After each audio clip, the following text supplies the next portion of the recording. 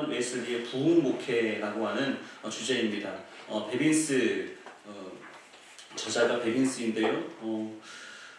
부흥 목회에 대해서 이야기를 합니다. 웨슬리에 대하여 왜 가르쳐야 되는가? 지금 많은 곳에서도 웨슬리에 대하여 주목하고 있는데 한번 웨슬리에 대한 짧은 이력을 우리가 한번 보면서 첫 번째 시간을 시작했으면 하는 마음입니다. 존 웨슬리 목사님은 1703년 6월 17일에 영국 링컨셔의 웻워스에서 태어났습니다. 제가 우리 교인들에게 이런 일화가 있어요. 우리 감독님께서 2007년도 5월에 하나님 성령의 능력을 우리 가장동, 대전에 있는 가장동 성전에서 아시는 분은 아시겠지만 우리 감독님은요, 강단이 있고 이 옆에 보면 쪽방이 있습니다. 그 쪽방이 있는데 그 방에 저녁 9시 정도가 되면 그 캐리어를 끌고 들어갔어요. 공항 가는 그 캐리어. 거기에 성경과 책을 다 넣으시고 도르르 소리가 드르르르 그 소리가 들리면 감독님 강단 들어가시는구나. 그걸 이제 알아요. 부교육자들은 그걸 이제 예민하게 우리가 캐치를 해야 되잖아요. 거기 들어갑니다. 그럼 들어가시면 새벽 예배 끝날 때까지 안 나오십니다. 지금까지도 새벽 예배 설교를 하시면 지금도 8시 저녁 8시 9시 되시면 그분이 들어가셔서 노트북과 지금은 노트북과 가득 성경과 웨슬리 자료 넣으시고 그곳에서 책, 성경과 기도와 그거 준비하시고 새벽 예배 마쳐야 그곳에서 나오십니다. 그렇게 하시는 중에 여러분 많이 들으셨던 감독님의 성령의 나타남과 능력으로 임재를 체험하게 되십니다. 그래서 그때부터 여러 가지 몸부림을 치시게 되죠. 왜 나에게 이러한 생각지도 않았던 놀라운 역사가 나타나는가. 그래서 그때부터 이런저런 성령 사역자들, 세계적인 성령 사역자라고 하시는 많은 분들을 우리 교회에서 초청을 했습니다. 매주마다 외국인 사역자 와서 집회를 했습니다. 여러분 그거를 부러워하실 텐데 저는 부교육자 6년 했거든요. 부교육자 6년 했는데 제가 우수한 성적으로 졸업을 했습니다. 우수한 성적으로 졸업하고 담임 목회를 나갔다는 거예요. 그렇게 나간 다음에 보니까 다시 한번 보여지고요. 제가 6년을 단독 목회를 하다가 다시 재입대를 해서 지금 힐트교회에서 목회를 하고 있습니다. 부교육자를 경험하신 분들은 이 표현이 어떤 표현인지 아실 거고 담임 목회만 열심히 하시는 분들은 이 표현이 어떤 표현인지 잘 알지 못하실 거예요. 그런데 우리 감독님에게 그 역사가 나타나고 우리 감독님 사모님 강성혜 사모님께서 이렇게 표현하셨어요.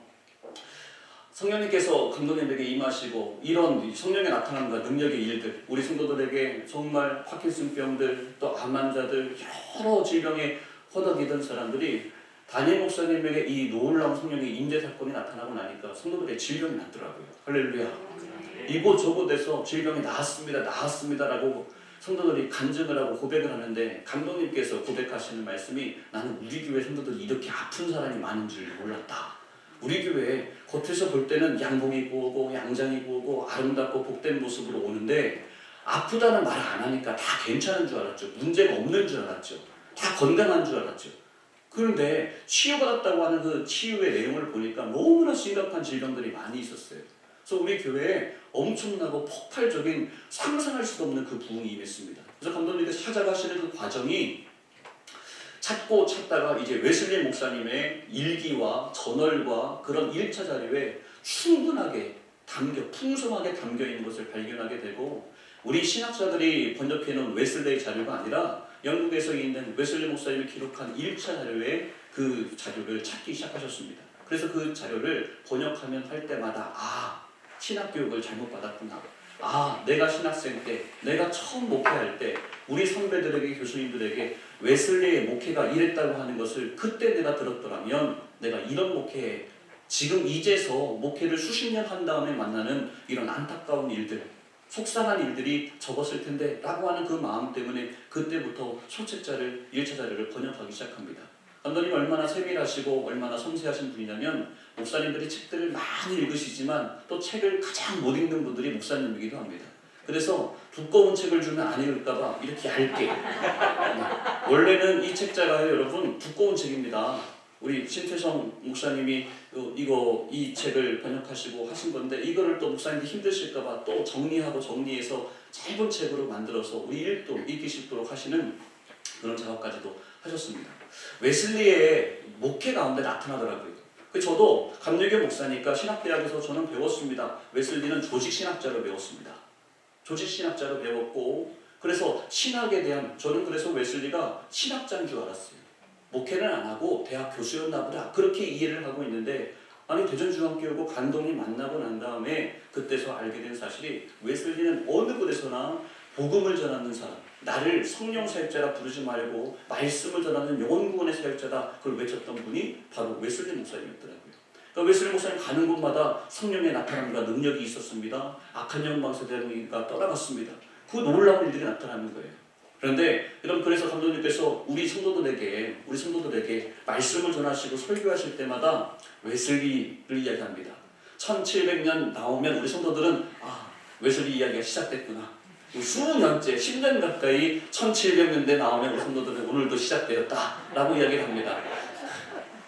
그래서 제가 이제 정리해드렸어요. 우리 교인들에게 1700년대가 나오면 두려워하지 말고 떨지 말고 이제 우리 기준점을 좀 잡자.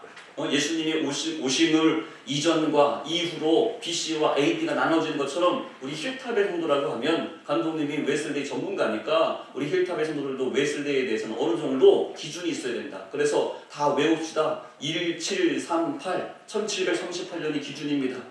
1738년, 1739년이 기준입니다. 그래서 1738년 1739년 그 날짜 이전이면은 웨슬리 목사님이 자기의 힘으로 목회하던 때고 1739년 1월 1일 이후면 그때부터는 성령으로 목회하는 때다.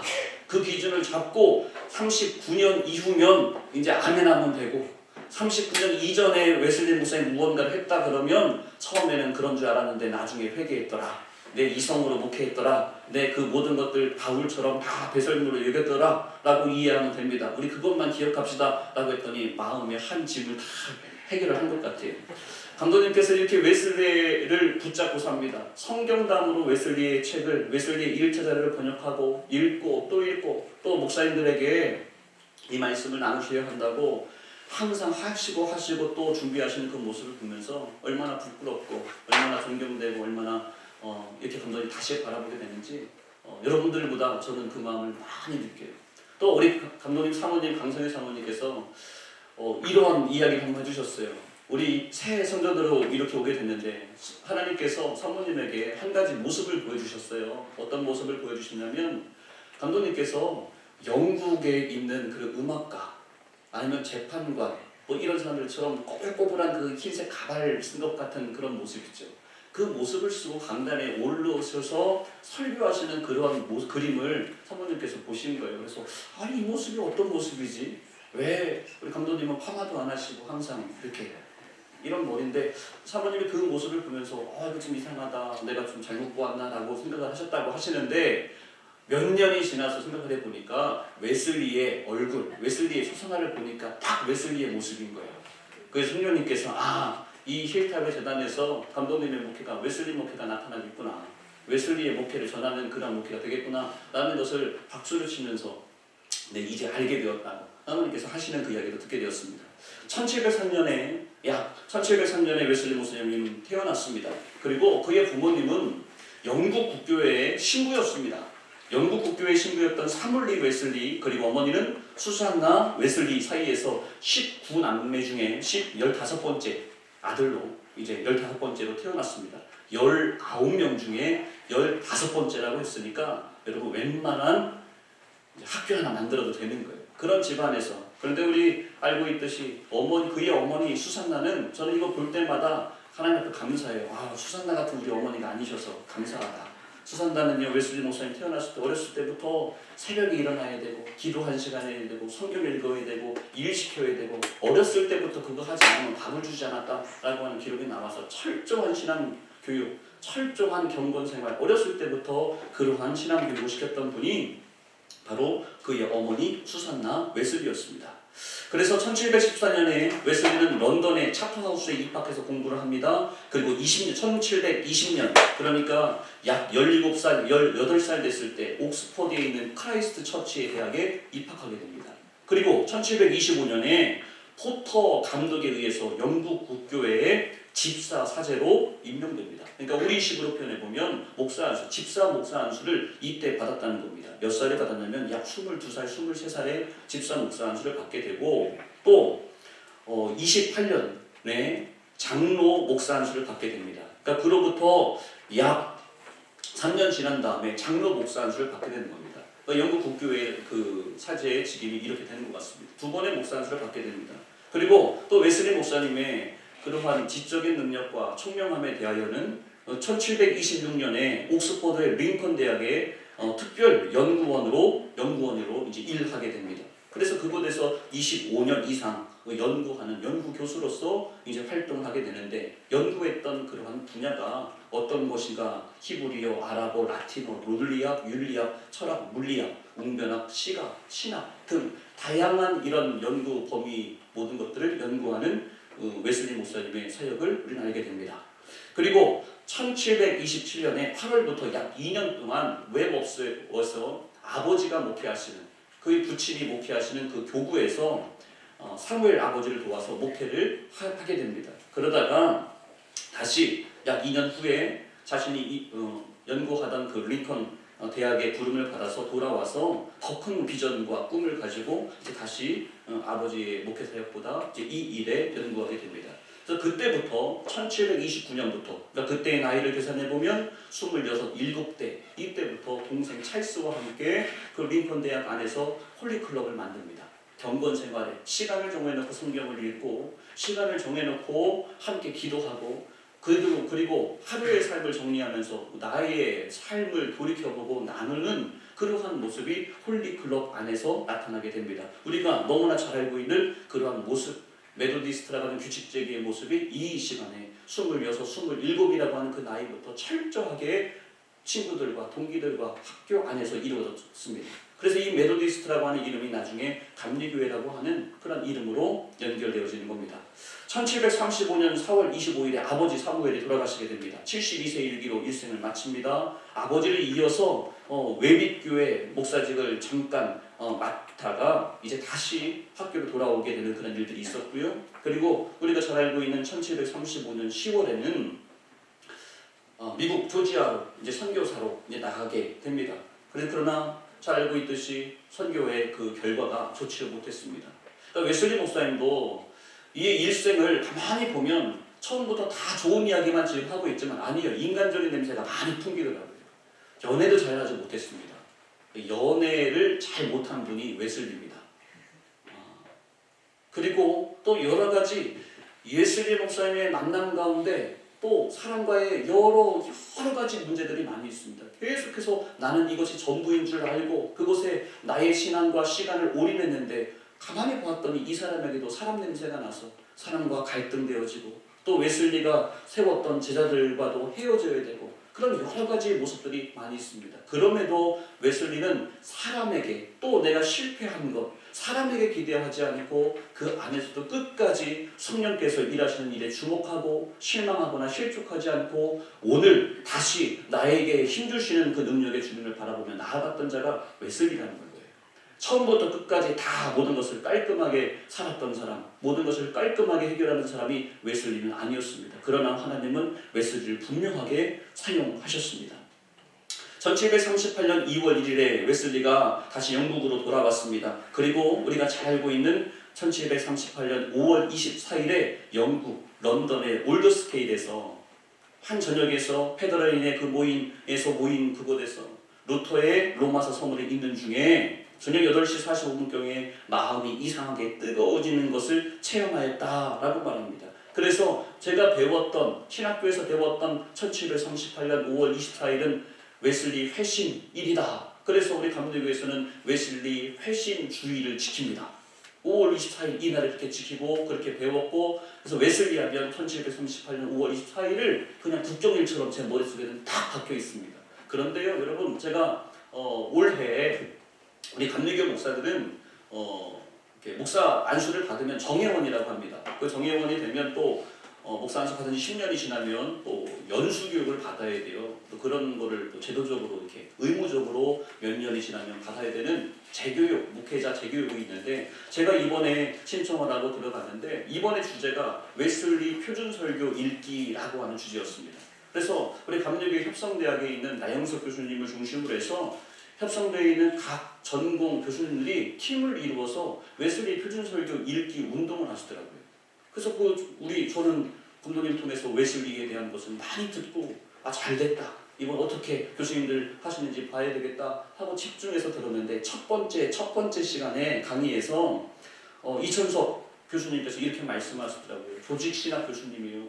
이분이 우리가 왜 웨슬리의 표준 설교를 읽어야 하는가라고 말하는데 교리와 장경에 나와 있습니다. 첫 번째 이야기하고 두 번째가 저에게 큰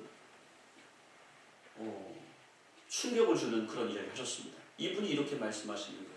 우리 감리교가 알고 있는 1738년 5월 24일이 웨슬리에게 나에게 가슴에 이상하게 뜨거워짐을 느꼈다라고 말하는데 마음의 뜨거움을 느꼈다라고 하는 이 사실이 분명히 기록되어져 있지만 웨슬리에게 큰 영향이 있었던 날이 아닙니다라고 이야기하는 거예요. 저에게는 엄청난 이런 거였어요. 이 교수님 그 얘기를 하는 거예요. 마음의 뜨거움이 느껴졌다고 하는 사실은 우리에게도 큰 은혜 받았습니다. 도전 받았습니다. 무언가 내가 알고 있었던 것과 다른 그러한 시간이었습니다. 라고 말하지만 웨슬리의 목회를 완전히 뒤집어 놓는 변화되어지는 오늘 이 책에서 나오는 키핑 포인트가 되는 그러한 날짜는 아닙니다. 그런데 그 날짜가 언제인지는 모르겠습니다. 하고 넘어가더라고요. 근데 우리는 알고 있거든요. 우리는 감독님을 통해서 들었거든요. 그 날짜가 언제냐면 1739년 1월 1일이에요. 1739년 1월 1일에 한 60여 명의 함께 기도하는 웨슬리 목사님과 찰스와 또 함께 기도하는 여러의 기도하는 형제들이 있습니다. 그들과 함께 기도하는 철야, 송구영신 예배 그 지나고 함께 기도하는 중에 새벽 3시경에 성령의 뜨거운 체험을 하게 됩니다. 말로 표현할 수 없는 그동안 한 번도 경험해보지 못했던 엄청난 역사가 그 철야 함께 믿음의 도역자들 가운데 나타나게 됩니다. 그래서 웨슬리 목사님 말합니다. 1739년 1월 2일 이후로부터는 그때부터 성령의 나타남의 목회가 이루어집니다. 그 날짜 이후부터는 악한 영이 떠나갑니다. 그 날짜 이후부터는 질병이 떠나가고 질병이 고침받고 수많은 기사와 표적이 나타나는 목회가 1739년 1월 1일 이후의 목회부터 나타나는 겁니다. 그래서 감신대 총장을 지내셨던 김진도 목사님은 그날을 페더레인의 기적이다라고 표현을 합니다. 그래서 우리가 주목해야 되는 것은 1738년 5월 24일에 나의 지성적으로 나의 가슴이 뜨거워지는 그 정도의 것이 아니라 성령으로 거듭나고 성령으로 체험하고 웨슬리의 목회가 이제부터는 내 지적인 것 모든 것 내려놓고 성령이 일하시게 되는 그 놀라운 체험의 날짜 1739년 1월 1일을 주목하게 되는 거예요. 여러분 오늘도 우리들에게도 1739년 1월 1일에 이 오순절의 체험이 임하기를 주님의 이름으로 축원합니다. 네. 그리고 1742년 7월 23일에 어머니 수산나 웨슬리가 73세의 일기로 일생을 마치게 됩니다. 그리고 그 뒤의 이야기는 우리가 계속해서 함께 나눠야 되는 이야기니까 거기까지만 하고 한번 오늘 우리가 함께 나눠야 되는 그 이야기를 한번 보도록 하겠습니다. 그럼 우리가 주목해야 되는 것은 무엇이냐면 웨슬리는 1703년생이고 1739년을 우리는 주목해야 되는 거예요. 1739년 날짜 외우기도 아주 좋아요. 1월 1일. 그러니까 송구영신 예배를 여러분 잘 준비해야 됩니다. 송구영신 예배 1시간 하고 이거 말씀 복귀하고 돌아가면 안 되고요. 철야 기도합시다. 여기서 집회합시다. 여기서 기도합시다. 할 때 새벽 3시에 성령의 역사가 뻥 터지는 역사가 이번 2022년, 2023년에 우리들 교회 가운데 가득 채워지기를 주님의 이름으로 축복합니다. 예, 우리 요한 웨슬리의 부흥 목회 이 책자를 잠깐 보면 목차를 한번 보면 좋을 것 같습니다. 목차에 1장부터 8장까지 있는데 웨슬리 목사님이 말씀하시는 영적 운동의 6가지 특징이 있는데 1장과 8장은 여러분 우리가 살짝 내려놓고요. 제 첫 번째 변화된 삶을 첫 번째로 보면 좋을 것 같습니다. 11쪽을 한번 보실까요? 목차를 한번 보시고 11쪽을 한번 보시죠. 11쪽에 보면 6번에 웨슬리 운동의 6가지 특징에 대해서 이야기를 합니다. 유전자적인 구조로 DNA다라고 말하는데 6가지 특징이에요. 그 6가지가 바로 이 책의 목차에 나오는 그 중요한 핵심입니다. 첫 번째는 변화된 삶입니다. 우리는 가장 먼저 신앙생활 가운데는 변화된 삶이 있어야 돼요. 그 변화된 삶은 무엇이냐면 하나님과의 만남이에요. 하나님과의 만남이 있고 부흥이 있을 수 있고 여러 가지 부흥 운동이 있을 수 있는 거지 하나님과의 만남이 없어서는 아무것도 할 수 없습니다. 그리고 또 한 가지는 하나님과의 만남과 여기에서 말하는 부흥 운동과는 조금 다른 개념이에요. 부흥 운동은 하나님께서 크게 함께 집단적으로 모든 자들과 함께 움직이는 그 움직임으로 우리가 이해를 해야 되고, 가장 먼저의 시작은 일단은 내가 하나님과의 만남으로 시작됩니다. 그 개인적인 삶이 변화되어지는 경험으로부터 시작됩니다. 말할 것도 없이 존 웨슬리나 조나단 에드워즈나 윌리엄 세이모어나 그 모든 사람들이 하나님과의 특별하고 확실한 만남, 정확한 그 만남을 통해서 이들의 모습, 영적 지도자의 모습을 통해서 하나님은 큰 부흥과 부흥 운동의 일들을 역사하셨습니다. 그냥 나 혼자만 구원받고 하나님을 뜨겁게 만났다라고 하는, 내가 죄로부터 용서함 받고 거듭남의 사건으로 끝나는 그 정도가 아니고, 나는 완전히 뒤집어지고 이제는 하나님의 귀한 사명자로서 이 나라와 민족과 모든 열방들을 향하여 감당할 수 있는 그 엄청난 그 만남으로부터 그 모든 것들이 시작되는 겁니다. 또 두 번째 모습을 보면 전염되는 신앙입니다. 이 해석을 전염이라고 하니까 전염 안 되고 싶지 않습니까? 우리 어감이 전염 안 되고 싶어요. 그러면 나에게 임하신 그 성령이 전파되는 거예요.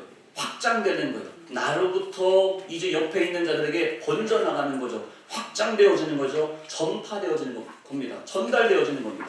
그리고 이제 신앙은 나 혼자만 갖고 있는 신앙이 아니라 나에게 임하신 은혜와 사랑이 점점 옆으로 퍼져나가는 그 신앙을 말합니다. 그래서 영적인 운동은 평범한 사람이 다른 이들과 그의 신앙을 함께 나눔으로써 확장되는 현상이다 임을 분명하게 말합니다. 그래서 또 세 번째 모습을 보면 번져나가는데, 누구나 다 번져나가게 하고 싶습니다. 모두가 다 전염되게 하고 싶고 확장되게 하고 싶은데, 우리들의 생각, 우리들의 내가 가지고 있는 생각으로는 이만큼 되는 것 같은데 이만큼 되다가 안 됩니다. 한 명 하려고 하는데 이 한 사람도 내 말을 안 듣더라고요. 맞죠? 내가 사랑해서, 내가 좋아서 나하고 결혼해 주세요. 나하고 결혼해 주면 내가 물 안 묻히게, 손에 물 안 묻히게 해줄게요 라고 했는데, 무릎 꿇고 그렇게 프로포즈를 했는데, 저는 안 했어요. 이렇게 프로포즈. 근데 일반 사람들은 이렇게 하셨다고 하더라고요. 그렇게 내가 좋아서 눈물 콧물 다 하면서 하늘의 달과 별 다 따준다고 하면서 사랑해서 결혼한 그 사람도 내 말 안 듣더라고요. 또 마음이 변하더라고요. 마음이 안 맞아서 이렇게 저렇게 막 합니다. 그런데 여러분, 내 힘 가지고 이 한 사람에게 복음을 전하고 예수 믿으라고 해서 이 사람이 믿습니까? 돌아옵니까? 어렵죠. 이때 필요한 것이 무엇이냐면, 우리보다 나를 더 잘하시는 성령의 역사하심이 그때부터 임하는 겁니다. 기독교 운동은 사람들의 삶 속에서 일하시고 교통하시는 성령의 역사를 필수적으로 강조합니다. 성령의 역사하심이 나타나야 영혼구원의 역사가 내 힘이 아닌 하나님의 계획 가운데, 하나님의 일하심 가운데 나타나게 되는 거죠. 성령과의 새로운 만남, 그의 인치심은 개인적인 연합적 갱신을 이끄는 그리스도인들 사이에서 영적인 생동감에 대한 감각을 새롭게 일깨운다 말합니다. 그래서 성령은 다른 이들과 함께 연합하게 합니다.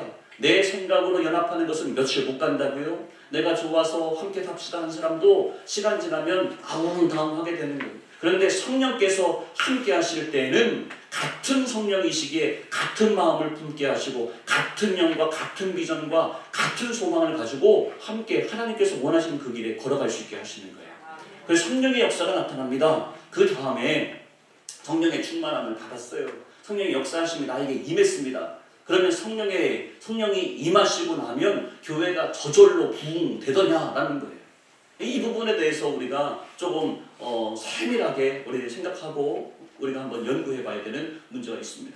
웨슬리 목사님은 기도할 때마다, 집회 현장들마다 악한 영이 떠나고 질병이 고침받고 삶이 온전한 삶으로, 전에는 육적인 삶을 살았던 사람이 하나님께서 기뻐하시는 자의 삶으로 변화되었다고 그랬어요.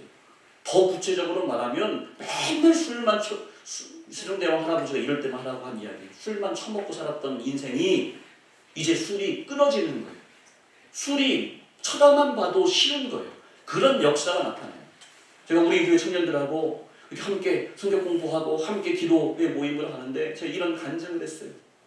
성령이 나에게 임하시면 내 의지로 술이 끊어지는 것이 아니라 술을 바라만 보는데도 술을 보는데 구역질이 난다. 이걸 표현을 했어요. 그런데 제가 우리 청년들하고 같이 했던 청년들은 정말 예쁜 청년들이에요. 여자 자매들 얼마나 예뻐요. 그런데 말씀을 할 때 아무 말도 안 하고 가만히 있는데 그 다음 주에 저를 찾아왔어요. 하는 얘기, 목사님 하신 말씀이 저 무엇인지 알아요. 저 무슨 말이냐 그랬더니 자기 간증을 하는데, 고백을 하는데, 목사님 저는 술을 마시는데 저는 맥주를 특별히 좋아해요. 그래서 맥주를 한 캔, 두 캔 먹으면 성질이 안 맞아요. 그 저는 집에서 술을 마실 때 짝을 가지고 온대. 짝을 가져와서 한 번 먹으면 짝을 다 마실 때까지 밤새 술을 마시는 자매예요. 근데 그 이름이 성경 이름이에요. 이름은 성경에 나오는 그 이름인데 얘기하면은 프라이버시가 있어서 술을 마신다는 저는 몰랐어요. 정말 몰랐어요. 너무 예쁘고 교회에서 또 반주도 하고 이런 자매이기 때문에 술을 마실 수 있죠. 거기다 한 캔, 두 캔, 한 잔, 두 잔 마실 줄 알았지 짝으로 마신다는 이야기 처음 들어봤어요. 근데 목사님 제가 사실은 알코올 중독 직전까지 가 있는 상태입니다. 그러면서 하신 이야기가, 목사님 그 말씀 듣고 맞아, 나도 이제는 술 끊어야 되는데, 나도 이제 술 끊어야 되는데. 근데 자신의 의지로 끊기 위해서는 수년간 해봤잖아요. 매일 결심하고 나 이제 그만 먹어야 되겠다. 나 이제 새롭게 살아야 되겠다. 그래서 교회에 나와서 더 열심히 하려고 봉사도 하고 목사님과 함께하는 시간도 갖고 몸부림을 치는데도, 여러분 그거 아시죠? 목사님 만난 다음에 집에 가면은 더 공허해서 더 마시고 이게 이 자매의 이야기예요. 그런데 그날따라 목사님이 그 이야기를 하시는데 나에게 하시는 말씀이다. 그래서요 그 술장을 또 그날 성경 공부 끝난 다음에 짝을 들고서 혼자 집에 올라갔는데, 놓고서 이제 자리 펴놓고서 마시려고 하는데 그거를 보는 순간에 구역질이 나는 거예요. 구역질이 나는 거예요. 할렐루야. 그래서 이 자매 그러는 거예요. 목사님, 술이 내 의지로 절대 끊어지지 않는다는 것을 내가 압니다. 단독 목회를 할 때 저는 대전에서 목회를 하는데 우리 교인 중에 금산에서 인삼 농사 짓는 우리 집사님이 계셨어요. 그런데 제가 매일 저녁마다 우리 함께 매일 저녁마다 기도 좀 하자. 그래서 말씀 영역이라고 하는 주제를 가지고 말씀을 전합니다. 근데 농사를 지으시고 그런 분이니까 매일마다 밭에 나가야 되고 금산에서 대전까지 오는 게 쉽지가 않습니다. 그런데 아내가 먼저 했어요. 또 그 어머니보다 우리 대전에 살고 있는 그분의 딸과 아들이 했어요. 근데 아들과 딸이 일주일에 한 번 교회 간신히 오던 친구인데, 목사님이 11시 예배를 시작하면 그 자매는 기가 막히게 11시 7분에 들어옵니다. 대표기도 시간 그때. 또 축도할 때 되면 기가 막히게 12시 한 1분, 2분쯤에 싹 사라집니다. 그러니까 목사님이 만날 수가 없는 자매예요. 5분 늦게 오고 5분 먼저 가니까 만나지는 못하는데 예배는 항상 드리죠. 왜냐면 어머니, 아버지 때문에. 그런 자매가 있는데 이 자매를 제가 이렇게 붙잡고 함께 한 달간 말씀으로 기도하는 시간 가졌어요. 근데 이 자매가 은혜를 받은 거예요. 근데 자녀가, 딸이 은혜를 받고 나니까 어머니에게 전달을 하는 거예요. 어머니가 같이 듣고 어머니 너무 좋아서 이제부터는 우리 농사 지어도 우리 교회 나와서 예배 드리자. 그러다가 이제 마지막 남은 사람이 누구냐면 남편이에요. 남편이 여러분 농사 지으니까 얼마나 바쁘고 시간이 일들이 많고, 여러분 농사 짓는 거는 일이 끊어지지가 않습니다. 근데 인삼 농사 짓죠. 또 샤인머스켓 농사 짓죠. 뭐 이런 거 저런 거 다 해요. 얼마나 많이 하는지 몰라요. 그런데 마음에 결단을 하고 이제 매일 그 겨울에 이제 12월 달에 그나마 겨울이 일이 없습니다. 그래서 12월 달에 기다렸다가 이 말씀 내용으로 같이 기도하는 시간 했습니다. 이분 제가 그랬거든요. 절대로 빠지지 말고, 하여튼간 어떤 일이 있어도 절대로 빠지지 말고 이 시간 지키면서 한 달만 해보자. 내 인생에 평생을 두고, 하나님이 나 부르시는 그 순간까지 두고 한 달만 매일 하루에 한 시간씩 교회에서 기도하자. 아니 내가 2번 하라고 안 할 테니까 여러분 그렇게 얘기해야 돼요. 은혜 받으면 자기들이 와가지고 또 해요. 그러니까 그거 나중에 내가 또 부를 건데 그거 걱정하시면 안 되고, 평생에 한 달이다. 평생에 한 달. 평생에 일생에 한 달이니까 매일마다 와서 한번 해보자. 근데 이분이요, 목사님 내 일생에 한 번인데 그거 못하겠습니까? 내가 남자인데 지키겠습니다. 이분 했어요. 그렇게 다 매일마다 지키다가 약 20일 정도를 지키는데 이분이 안 오신 거예요. 그래서 왜 안 오셨나 알아봤더니 장례가 난 거예요. 친구 장례. 장례 가야 되잖아요. 근데 이분이 장례식장을 간 거예요. 그런데 알고 보니까 그 가정에서 이제 싸움이 난 거예요. 목사님이 일생에 평생 한 번이라고 했는데 그거 약속해놓고 아까 그것도 못 지키냐고 딸이 뭐라 하고 아내가 뭐라 하고 막 이러는 거죠. 근데 이분이 나도 거기 안 가고 싶은데 그래도 가장 친한 친구 이 장례가 났는데 여기 가서 내가 지켜줘야지 어떻게 내가 거기를 모른 척 하느냐 이러면서 아내하고 막 싸우고 거기 간 거예요. 장례식장. 그럼 장례식장 가면 뭐합니까? 가면 뭐 하죠? 이거 해야 되잖아요. 다 고향 친구들 다 모였으니 농사 짓는 분이니까 고향 친구들 다 모여서 밤새도록 이거 하잖아요. 근데 놀라운 것은 우리 집사님 기도한 게 아니에요. 기도하지도 않았어요. 계속 은혜의 자리, 기도의 자리, 말씀의 자리에 있었어요. 그런데 그 자리에서 또 심지어는 하나님 내가 오늘 장례식장에 갔을 때 친구들이 나에게 술잔을 내밀을 때 술잔이 나에게서 꺾여지게 하시고 내 입술에서 술이 구역질하게 하시고 이런 기도 한 적이 없어요. 마음이 너무 불편해서 교회 가야 되는데 내가 여기 왔구나. 나는 패배자구나. 나는 이렇게 내 결단을 목사님과 약속한 것도 나는 이렇게 잃어버린 사람이구나. 그 마음 가지고 거기에 있는데요. 친구들이 아니나 다를까 술 한잔 먹고 친구 술 한잔 여기 마셔 받아. 그러는데요, 우리 집사님이 그거를 받고 마시려고 하는데 구역질이 나는 거예요. 구역질이 나는 거예요. 할렐루야. 구역질이 나서 거기서 술을 끊겼어요. 할렐루야. 여러분, 성령의 역사하심으로 사람이 웨슬리 목사님의 집회 현장 가운데 이런 일들이 넘쳐났다는 거예요. 어떤 사람은 돈을 빌리게만 하면 자기가 은행인 줄 알아요. 자기가 개인적으로 보관했다가 나중에 안 갚으려고 하는 그런 사람들도 있습니다. 그랬던 사람이요. 이전에 있었던 그런 과거들을 회개하는 거예요. 그래서 하나님 내가 사람들에게 잘못했던 것들을 다 회개하는 사람이 있습니다. 또 여러 가지 잘못된 음란의 영에 빠졌던 사람들이 회개하는 일들이 나타납니다. 자신의 결단이 아닙니다. 사람들 그렇게 수십 년간 평생을 살아왔던 사람들입니다. 그들에게 옆에 있는 부모님이 너 그렇게 살지 말아라 잔소리한다고 그들이 돌아올까요? 결코 그렇게 되지 않습니다. 그런데 성령이 그들에게 임하시고 나니까 어떤 일들이요? 아 내가 잘못 살았구나. 아 내가 허탄한 인생 살았구나. 내가 죄인이구나 깨닫게 되는 역사가 웨슬리 목사님의 성령의 역사로 그 집회 가운데 엄청나게 폭포수와 같이 임하였던 것을 우리는 알게 됩니다. 성령은요 여러분 이렇게 우리의 생각이 아니라 하나님께서 우리에게 원하시는 일 그런 일들로 나타나는 겁니다.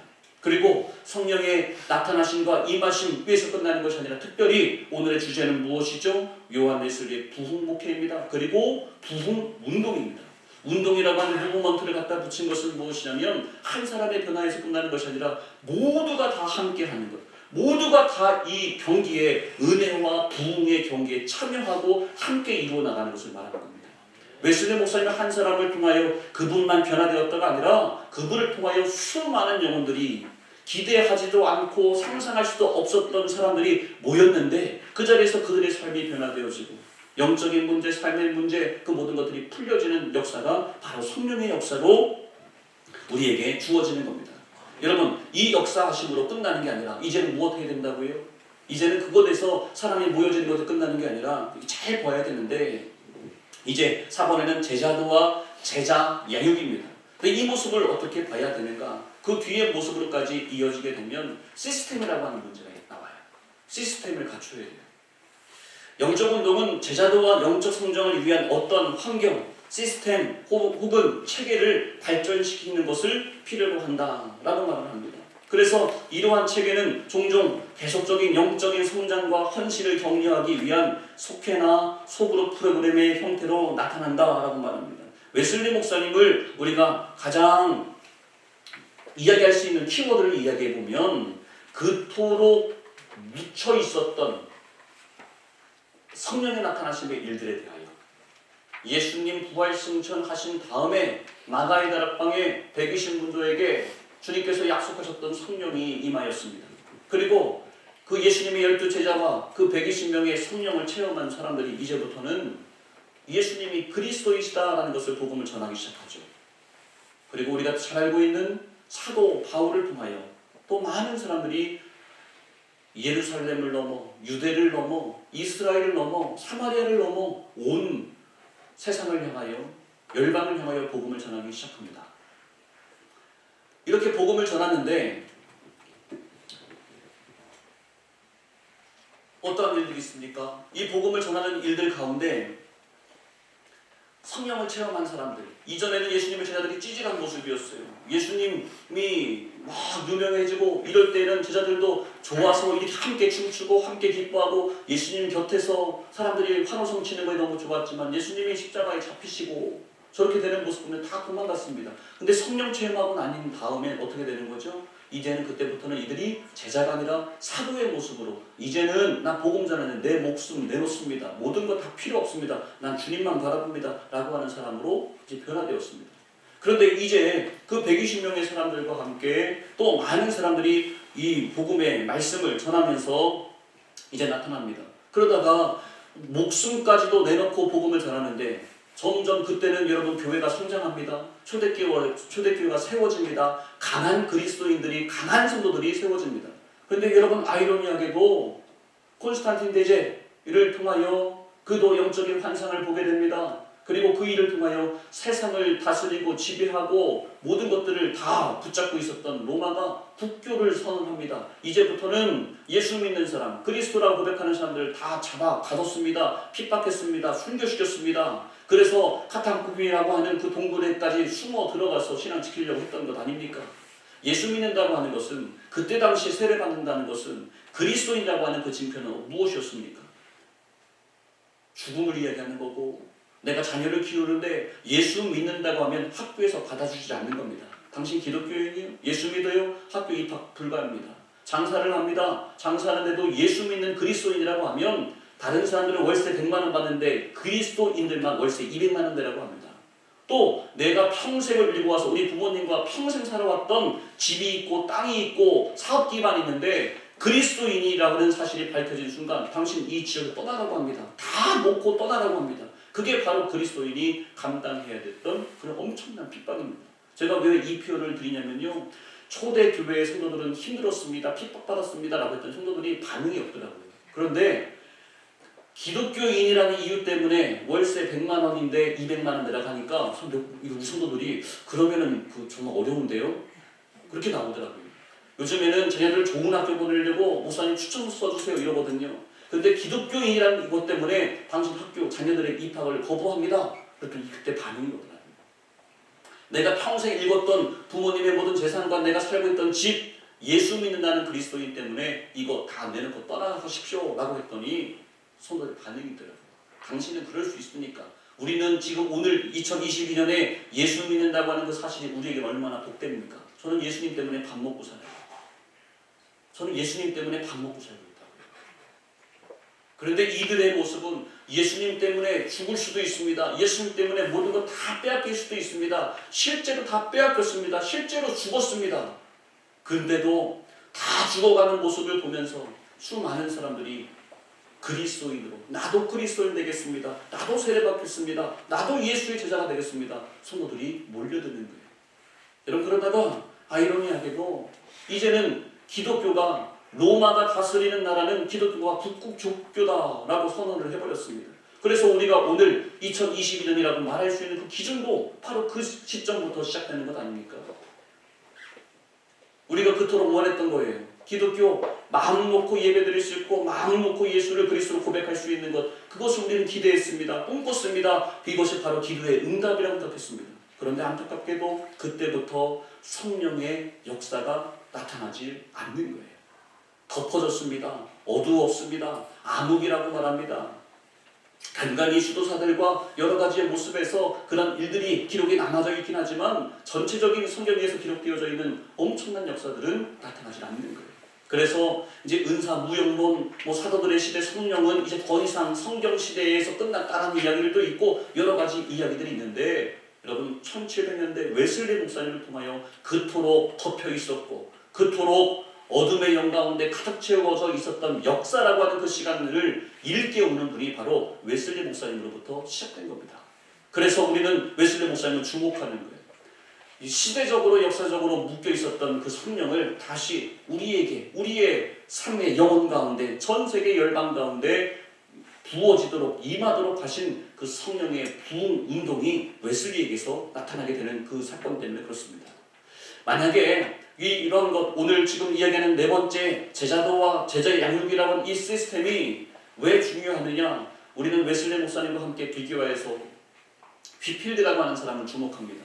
휘필드라고 하는 사람은 설교가였습니다. 대중 설교가로서 우리는 웨슬리 목사님이 먼저 야외 설교자, 바깥에서 그냥 지금 여러분 영국 프리미어 리그를 보면 수만 명이 모여서 축구 경기를 합니다. 우리 목회자들이니까 관심이 온통 우리는 성경, 목회, 웨슬리 이런 것에 있잖아요.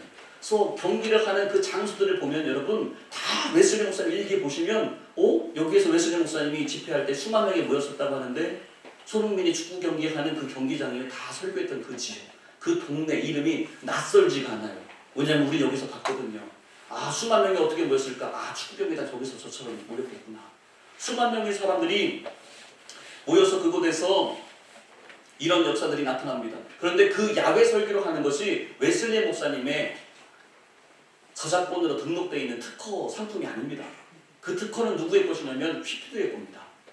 휘필드가 먼저 야외에 나가서 야외 설교를 했습니다.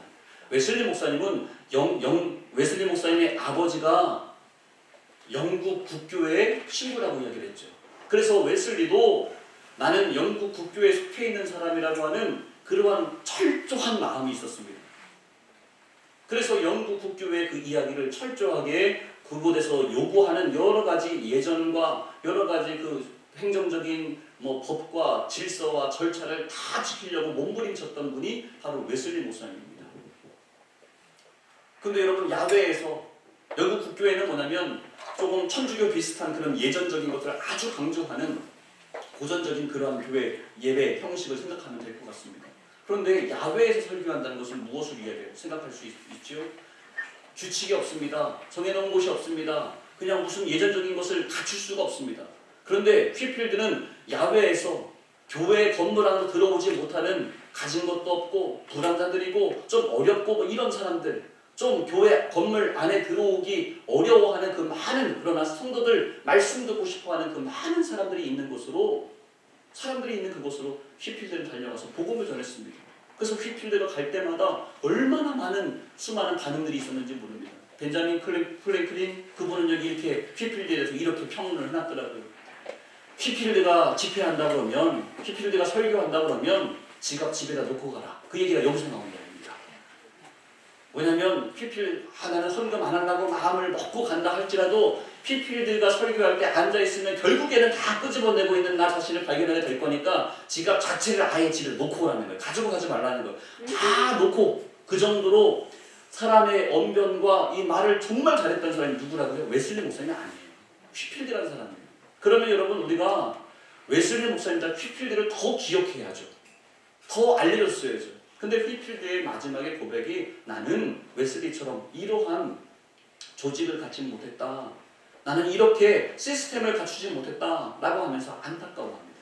웨슬리 목사님이 했던 건 무엇이냐면 속회라고 하는 것, 그리고 밴드라고 하는 것, 그리고 웨슬리 목사님이 만들었던 그 신앙의 연합회라고 하는 그 조직이 이 안에 있었습니다. 대형 집회에서 수많은 사람들을 만나서 이들이 예수님을 믿고 그리스도를 영접하는 일들이 나타났습니다. 그리고 한번 그 대형 집회에서 은혜 받은 다음에 그것으로 끝나는 것이 아니라 이제는 그들을 영적으로 관리하는 겁니다. 체계적으로 관리해야 되는 겁니다. 그래서 연합 신도회 안에서 이들을 관리합니다. 50명 모이는 그 모임 안에서 관리하고 또 그 중에서 12명으로 쪼개서 속회안의 모임으로 관리를 합니다. 그리고 또 그 안에서도 또 3명과 5명 정도 되는 밴드라고 하는 모임 안에서 자신들이 신앙을 한 주간 살았던 신앙을 고백하고 죄를 회개하는 그러한 모임으로 이렇게 가는 곳곳마다 조직을 해주는 겁니다. 휘필드는 가는 곳마다 대형 집회를 하고 끝이지만 웨슬리는 가는 곳마다 집회를 하고 난 다음에 시스템이 있는 거예요. 이들의 신앙을 관리할 수 있는 조직이 있는 거예요. 그러한 조직이 바로 우리 장로교단에서는 구역회라고 이야기해요. 구역 모임이죠. 구역 모임이라 하고 또 요즘 한국 안에서는 셀이라고 표현하고 있는 그런 모든 모임의 원조가 되는 것이 웨슬리가 이야기하는 속회 모임입니다. 밴드 모임입니다. 연합 신도의 그 모임이 되는 겁니다. 그러니까 웨슬리 목사님이 될 수 있었던 것은 이러한 시스템의 그 모습을 담고 있는 그 모습, 성령의 충만한 은혜를 받고 이것을 영혼들을 감당하고 이 수많은 영혼들이 몰려왔을 때 우리 정말 체계적인 말씀과 은혜로 감당할 수 있는 전체적인 양육 시스템을 만들어낸 분이 바로 웨슬리의 목회 가운데 성령의 운동 가운데 나타나는 가장 대표적인 주목될 수 있는 그런 모습입니다. 마지막으로 다섯 번째로 사도적인 리더십입니다. 영적인 운동은 사역을 위해서 모든 하나님의 사람들을 움직이고 능력을 부여하는 초대교회의 모델들과 방식들에 기초하는 사도적인 영향력으로부터 온다라고 말합니다. 사도적인 리더십입니다. 영국 교회 안에서 이제 리더십을 가지고 말하는데 리더십이 중요한데 웨슬리 목사님과 영국 국교회의 차이가 있어요. 가장 큰 차이라고 하면 그리고 또 웨슬리 목사님이 공격받는 큰 이유 중에 한 가지가 여기 안에서 나타났다라고도 말할 수 있습니다. 성령의 역사하심의 일들로 공격을 많이 받았고 이상한 행동, 이상한 영적인 움직임과 이러한 현상들에 대해서 사람의 공격을 제일 먼저 많이 했고 이상한 것 하지 말아라. 그런 거죠. 우리 예배 드리면 아무 일도 안 벌어져야 되잖아요. 그냥 다 앉아있다가 조용히 끝나면 예배를 은혜스럽게 잘 드린 거잖아요. 근데 말씀 전하고 예배를 드리는데 막 일어나서 춤추고 뭐 체조하고 소리 지르고 뭐 이런 일이 나타나면은 조용히 해. 이게 우리들의 교회의 모습이잖아요. 이런 일들 때문에 웨슬리 당신의 집회는 무언가 이상하다. 악한 영 마게스타니가 당신의 집회 가운데 이 귀신 들린 것 아니냐 이런 것처럼 웨슬리의 사역을 공격을 했습니다. 그 공격도 이만큼이었지만 또 하나의 공격은 무엇이었냐면 웨슬리의 사역 가운데는 평신도 사역, 평신도들이 설교하게 하는 것, 평신도 지도자들을 세우는 것 이거에 대하여 여러 가지 공격들이 많이 있었습니다. 그럼에도 웨슬리의 사역 가운데서는 시스템으로 평신도 사독 운동이 일어납니다. 무엇이냐면 평신도들이 리더를 감당하는 거예요. 아까 얘기했던 평신도 연합신도회가 있습니다. 그리고 속회가 있습니다. 밴드가 있습니다. 그러면 그곳에서 평신도라고 하는 그 정의부터 이야기를 한번 해봐야 될 것 같은데 평신도라고 한다면 안수받지 않은 성도. 안수받지 않았는데 리더의 역할을 감당해야 돼요. 그리고 말씀을 전할 수 있어야 돼요. 안수는 받지 않았으나 안수받지 않았다는 이유로 설교하지 못하게 하고 이 무한 수많은 영혼들을 감당할 수가 없는 거예요. 영국 국교회 시스템 안에서 이 많은 영혼들을 감당할 수가 없습니다. 그래서 웨슬리 목사님은 우여곡절 끝에 평신도 설교자들을 세우기 시작합니다. 평신도 리더들을 세우기 시작합니다. 시스템을 만들기 시작하고 그들을 관리하는 여러 가지의 모습을 이야기합니다. 아까 처음에 제가 웨슬리 표준 설교라고 하는 것을 이야기했습니다. 처음에 44편을 만들고 나중에 추가되는 설교들로 이야기를 하고 있는데 왜 웨슬리 목사님이 표준 설교라는 것을 지정하고 만들어서 나누게 했냐? 이제 평신도 설교자들에게 설교를 시켜야 되는 거예요. 평신도 설교자들에게 설교를 시켜야 되는데 이들이 자기 생각을 가지고 말할 수도 있고 이런저런 모습으로 하기에 당신들은 설교할 때 이것만 가지고 읽어 이렇게 얘기하는 거예요.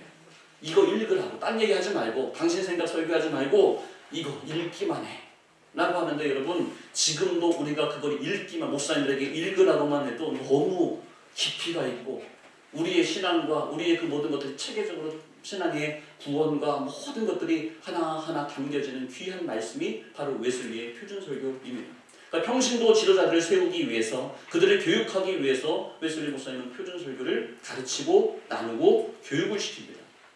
그리고 또 무엇보다 또 한 가지 여성에 대한 새로운 해석입니다. 여성 리더십을 세웠습니다. 여성 사역자들을 세웁니다. 그래서 여성들이 리더가 될 수 있다고 하는 것 여러분 우리가 생각을 해봐야 돼요. 영국이라고 하는 사회를 한번 생각해봐야 돼요. 1700년대라고 이야기를 했습니다. 산업혁명이 이루어지고 그때 당시의 시대는 영국은 최고의 나라 이제 세상을 좌지우지할 수 있는 엄청난 나라입니다. 그리고 돈을 세상에 있는 많은 돈들을 가장 많이 벌어들이고 그러한 힘이 있는 나라가 영국입니다. 그래서 사회의 가치와 그 모든 기준이 무엇이냐면 이제 돈 버는 겁니다. 경제적인 풍요입니다. 그것을 위해서는 영국의 왕실도 다 지원해 줍니다. 모든 것들이 다 생산성이라고 하는 물질을 얻을 수 있는 것에 사회의 가치가 다 있습니다. 그러니까 6살 된 아이들도 밥만 먹여주고 임금 주지 않고도 일시켜도 그런 모습들이 영국 사회가 가지고 있는 그런 가장 잘 살고 있다. 우리 사회는 앞서가고 있다. 대량 생산할 수 있다. 그런 것이 최고의 가치였습니다. 그래서 생산성을 위해서 노예들도 아프리카에서 잡아다가 오는 그 노예 시장도 가장 활성하게 펼쳐지는 곳이 영국이기도 했고 그 모습을 통해서 가장 발달된 나라가 영국 사회이기도 했습니다. 근데 교회의 모습이 어떤 모습이었습니까? 교회의 모습이 그렇게 살아왔던 모습을 인정해주는 그런 영국 교회의 모습입니다. 왜냐하면 사업에서 국교회잖아요. 영국 사회는 국교회잖아요. 태어나면 호적이 그냥 교인으로 다 되는 거잖아요. 나 기독교예요, 나 불교예요, 나 천주교, 내 선택할게요. 이게 아니라 나라가 국교회를 정해는 거기 때문에 주민등록증에 그냥 태어나자마자 다 국교회 교인이 되는 거잖아요. 그 주민등록증과 함께 가는 것이 영국 국교회 성도가 되는 거죠. 그러니까 사업에서 교회 안에서도 사업에 성공한 사람들이 인정받고 박수받고 그 모든 사람들을 인정해주는 그 장소가 바로 이것입니다. 이 장소입니다. 여러분 그런 시대적인 상황 가운데 여성의 모습은 여성의 위치는 어땠을까요? 그러니까 생각해보지 않아도 여성이라고 하는 그 사람은 인력에 남자보다 열등하고 생산성이 부족한 자의 모습으로 하찮은 존재를 인정받기 때문입니다. 그런데 웨슬리 목사님은 이때에도 여성을 세웁니다. 여성 사역자를 세웁니다. 그래서 교회 안에 평신도들이 마음껏 활동할 수 있는 그 기반을 만드는 그 분이 바로 웨슬리 목사님의 사역입니다. 평신도의 사도적인 리더십을 세웁니다. 그러면서 평신도 훈련을 평신도들에게 여러 가지 교육 조심해야 할 것들을 많이 가르치는데 우리가 한번 지금도 우리가 한번 봤으면 하는 그 내용이 있습니다. 56쪽을 한번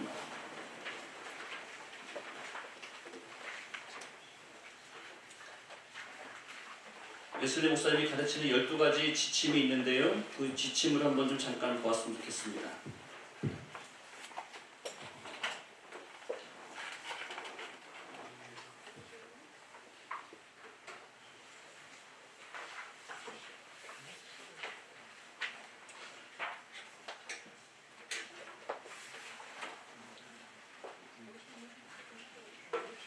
예, 63쪽에 있습니다. 63쪽에 웨슬리의 지도자들을 위한 12가지 지침입니다. 첫 번째는 웨슬리 목사님 말은 왜 우리 감리교회 지도자들은 부지런해야 됩니다. 부지런하십시오. 어느 한순간도 일하지 않고 보내는 시간이 없게 하십시오. 결코 단 한순간도 그런 시간이 없도록 하십시오. 결코 시간을 낭비하지 말라고 말합니다. 또 두 번째는 진지하라고 말합니다.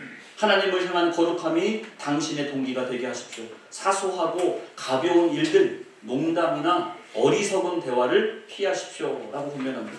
그리고 세 번째는 여인들과 특별히 젊은 여인들과 사적으로 만나서 대화 나누는 것을 가능하면 피하십시오 라고 말합니다. 또 네 번째는 결혼을 할 때는 먼저 그 계획을 나에게 알려주십시오. 또 교회 안에서 이성교제 잘못하다가 좀 이렇게 잘 되면 괜찮은데 이게 좀 흐트러지면 그 목사님 목회에 얼마나 교회에 분란이 나고 어려운지 모릅니다. 그러니까 웨슬리 목사님은 아무래도 자신의 경험이지 않았나 아시는 분은 다섯 번째는 다른 사람의 악한 행위에 대해서 섣불리 믿지 마십시오. 여러분 이 정도까지도 이야기를 해놨어요. 누가 나한테 와서 여러분 누가 착한 사람입니까? 누가 나쁜 사람입니까? 목회하다 보면 여러분 성도들이 찾아오잖아요. 목사님 여기 누구 권사가 누구 집사가 나니 이렇게 얘기를 합니다. 여기 얘기들 또 이렇게 얘기를 합니다. 누가 착하고 누가 잘못된 겁니까? 가만히 보면 우리들도 똑같아요. 나하고 조금 안면 있고 나하고 친하면 그 사람이 하는 행동은 다 옳대요. 다 맞대요. 근데 나하고 좀 안 친하고 나하고 모르는 사람이면 그 사람이 하는 나쁜 사람처럼 우리 생각한단 말이에요. 그래서 웨슬리 목사님이 이 부분에 대해서도 말하는 거예요. 섣불리 누군가에 대한 이야기에 대해서 믿지 말아라. 리더는 그래야 된다는 거예요. 지도자는 한쪽 얘기만 듣고 딱 판단해서 그걸로 결정하면 안 된다는 거예요. 그래서 당신이 직접 그 일을 눈으로 보기 전에는 그것을 믿는 것에 항상 신중하십시오. 모든 일에서 최선의 결론을 끌어내야 됩니다. 그게 지도자의 역할입니다. 라는 것을 당부합니다. 판사가 언제나 죄수 편이어야 함을 당신도 알고 있습니다. 왜냐하면 저 사람 죄인입니다. 손가락질하는 사람은 검사의 역할이니까. 여섯 번째, 다른 사람을 험담하지 마십시오. 그렇지 않으면 특별히 당신이 하는 말은 암처럼 당신 자신의 마음을 좀먹는 존재가 될 겁니다. 당사자에게 직접 말하기 전까지는 당신의 마음과 생각을 가슴속에 지켜두십시오. 험담하지 말라는 내용을 웨슬리 목사님이 얼마나 강조하는지 몰라요. 이것 말고도 다른 곳에도 반복하여 나옵니다. 또 일곱 번째, 단순하고 명확하게 그리고 가능하면 빨리 그에게 문제가 있다고 하는 그 성도들의 어떠한 것들을 알게 된다면 모든 사람에게 말하십시오. 그렇지 않으면 당신의 마음을 골게 할 겁니다. 당신 가슴속에 있는 분노의 불을 최대한 빨리 밖으로 표출시키십시오. 나만 알고 있는 것 있다면 끄집어내서 끙끙거리지 말라는 거예요. 여덟 번째는 귀족인 양 하지 마십시오. 당신이 춤을 가리키는 사람이 아니듯 당신은 귀족이 아닙니다. 우리가 왜 지도자 보고 귀족인 채 하지 말라 그러냐면 성도들이 다가오는데 어렵게 하지 말아라 라고 하는 그런 의미인 것 같아요. 복음을 전하는 설교자는 모든 사람들의 종입니다. 종이 귀족인 것처럼 하고 너무 멋있고 너무 화려하고 그러면 사람들이 다가오는데 거부감이 있기에 부담을 느끼기에 그런 모습을 지향해라 라고 말하는 겁니다. 아홉 번째는 제 외에는 어떤 것에도 수치스러워하지 마십시오. 여러분 참 멋있는 고백 아니에요? 하나님 앞에 죄 짓는 것 외에는 수치스러워하지 말아라. 사람 앞에 쫄지 말아라. 내가 만약에 교회를 위하여 내가 성전을 위하여 주님을 위하여 수모를 당하더라도 수치스럽게 여기지 말아라. 또 내가 교회를 아름답게 섬기기 위하여 세상에서는 내가 양복 입는 사람입니다. 인정받는 사람입니다. 그런데 하나님의 교회에 달려나와서 내가 화장실 청소합니다. 냄새나는 것 합니다. 작업복을 입고 이런저런 허드렛 일을 합니다. 그게 부끄러운 일 아닙니다. 주님을 위해서는 죄 짓는 것 외에는 수치스러워하지 마십시오 라는 것을 강조합니다. 열 번째는 시간을 엄수하십시오. 모든 일을 정확히 시간을 지키라고 이야기를 합니다. 이것 말고도 다른 것 내용에 보면 이런 내용이 나옵니다. 어떤 모임을 가질 때마다 시간을 철저하게 지키라고 이야기하는데 성경 공부하고 그리고 아까 속회나 밴드에서 모임을 가질 때도 시간을 지키라고 가르쳐요. 그러니까 우리는 은혜가 되면 설교하다가도 밤새도록 합시다. 이제 그런 부분도 있지만 웨슬리 목사님 의외로 이 부분이 있어요. 그러니까 성도들에게 평신도 지도자들에게 정해져 있는 것만큼 철저하게 준비해서 딱 해야 할 것을 딱 이만큼 하라고 하는 거예요. 그래서 저도 이 말씀에 제가 은혜를 받았어요. 예전에. 그래서 그 성경 공부하고 기도 모임 할 때 제가 특별히 우리 이렇게 은혜 막 넘치게 받는 분들하고 할 때는 우리 시간 두지 말고 기도합시다라고 얘기를 하지만 특별히 기도회를 선포하고 그때는 초신자들도 와야 되잖아요. 초신자들도 와서 해야 되는 특별 기도회나 그런 기도 모임이나 성경 공부를 할 때는 일부러 이렇게 해요. 내가 8시에 시작해서 9시에 60분 동안에 정확히 끝나겠다고 제가 항상 광고를 이렇게 합니다. 60분 안에 끝날 테니까 그 약속을 선포를 하고요. 그 시간을 철저하게 지킵니다. 왜 지키냐면 그래야 초신자들 아직 뜨거운 은혜와 성령의 체험하지 못한 사람들은 목사님이 약속을 지키나 안 지키나도 그걸 생각을 하고 있어요. 목사님 60분 안에 끝낸다고 해서 60분 안에 끝내줘야 되는 거예요. 그리고 그렇게 그러면 또 목사님은 다 가세요. 그럼 뒤에서 인사해야 됩니까? 아니요. 머리를 잘 쓰시면 돼요. 그러니까 마지막에 목사님들이 다 통성기도를 끝내니까 60분 딱 끝날 때는 목사님이 통성기도 5분 10분 시킨 다음에 마무리 기도를 하고 지금부터는 자유롭게 들어가겠습니다 라고 하고요. 자유롭게 기도한 거니까 돌아갈 수 있는 그 시간을 주는 거예요. 초신자들은 이래서 나가면 되고 더 기도하고 싶은 우리 뜨거운 성도들은 계속 남아서 기도할 수 있게끔 그 분위기를 만들어주면 돼요. 그 처음에는 저는 일부러 제가 나갑니다. 60분 끝나면 제가 먼저 나가요. 그러면 초신자들이 내 옆에 있는 사람은 계속 기도하고 자기만 나가는 것을 어색해하잖아요. 근데 목사님이 나갔으니까 따라서 나오는데 어색하지 않도록 그러면 나와서 초신자들 하는 이야기가 목사님 진짜 60분 안에 끝내주시네요. 그 얘기를 해요. 그러면 내일도 나옵니다. 내일도 나옵니다. 내일도 나옵니다. 왜? 목사님이 시간을 지켜주셨으니까. 저녁 8시 기도회라고 이야기를 했는데 9시에 끝나면 우리들은 다 집에 가서 9시니까 발 씻고 잘 것 같지만 요즘 젊은 사람들은 9시는 초저녁입니다. 그 다음 스케줄이 있어요. 밤 9시. 그래서 시간 약속을 지켜줘야 돼요. 30일 기도한다고 했는데 약속 안 지키면 교회는 약속 안 지키고 목사님은 안 돼. 안 끝나올 거예요. 좋은 마음이 있는데도 시간 약속 안 지키면 그 마음을 웨슬리 목사님이 알았던 것 같아요. 근데 여러분 초신자들과 함께하는 때는 초반에는 꼭 이렇게 한번 해보세요. 그러면 분명히 그분들이 시간 약속 지켜주는 그 목사님에게 신뢰함을 갖고 그들도 점점 처음에는 그렇지만 점점 남아서 기도하는 그 모습으로 이렇게 변화되어 겁니다. 11번째는 영혼구원의 일 외에 당신이 해야 할 다른 일은 없습니다.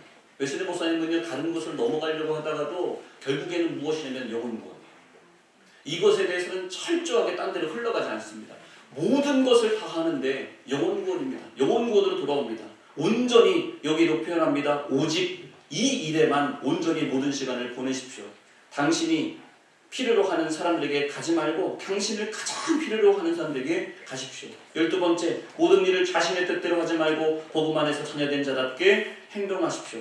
그래서 철저한 개인 관리 잘 하라는 거예요. 설교와 신방과 시간을 보내면서도 독서와 묵상, 기도의 시간을 보내기도 해야 됩니다. 그래서 우리가 감당해야 되는 그 모든 일들의 그 중심이 무엇인지를 알으라라고 하면서 그 12가지, 지도자들에게 권면하는 그 12가지를 이렇게 이야기를 하고 있습니다.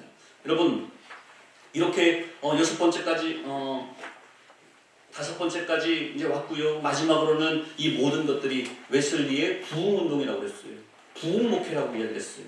이 모든 일들은 무엇 하기 위해서 그런 거죠? 영혼구원의 역사. 그리고 그냥 조금 이렇게 예수 믿는 사람이 조금 늘어났다. 그 정도가 아니라 이제 우리의 힘으로 상상하지도 못했던 일들이 번져나가는 유기적인 증식에 대하여 말을 합니다.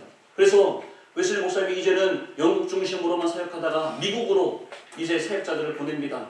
사람들을 보냅니다. 그래서 미국 땅에도 복음의 열매가 맺어집니다. 그 대표적인 에즈버리가 있습니다. 프랜시스 에즈버리는 1784년에 미국에 도착했습니다. 그때 미국에 감리교인이 수백 명이었다고 이야기합니다. 그런데 그가 소천했을 때 1816년에 약 50년의 사역을 한 그때에는 50년 만에 20만 명으로 미국의 감리교인의 숫자가 늘어났습니다.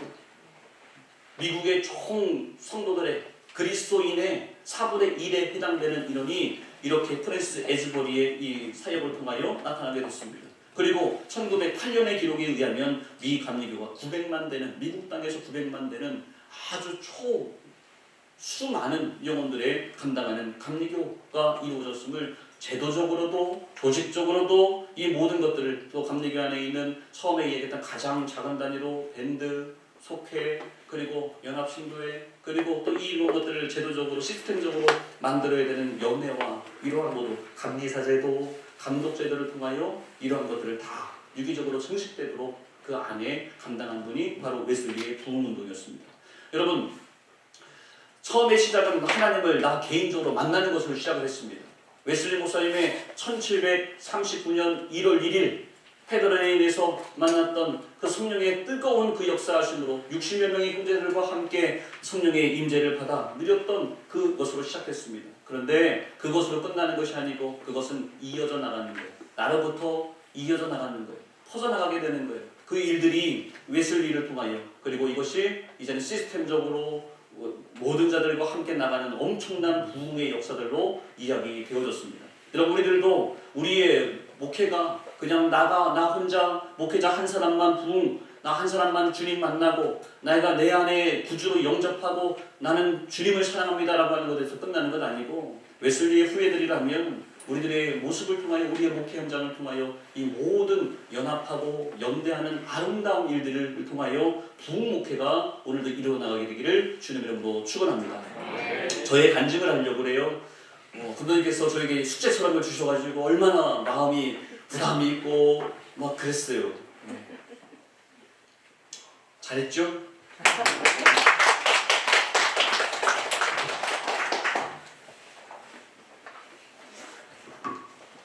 저는 아버님이 목사님이십니다. 태어나 봤더니 아버지가 목회하고 계셨고 어머니는 또 사모님이라고 하셔서 그랬습니다.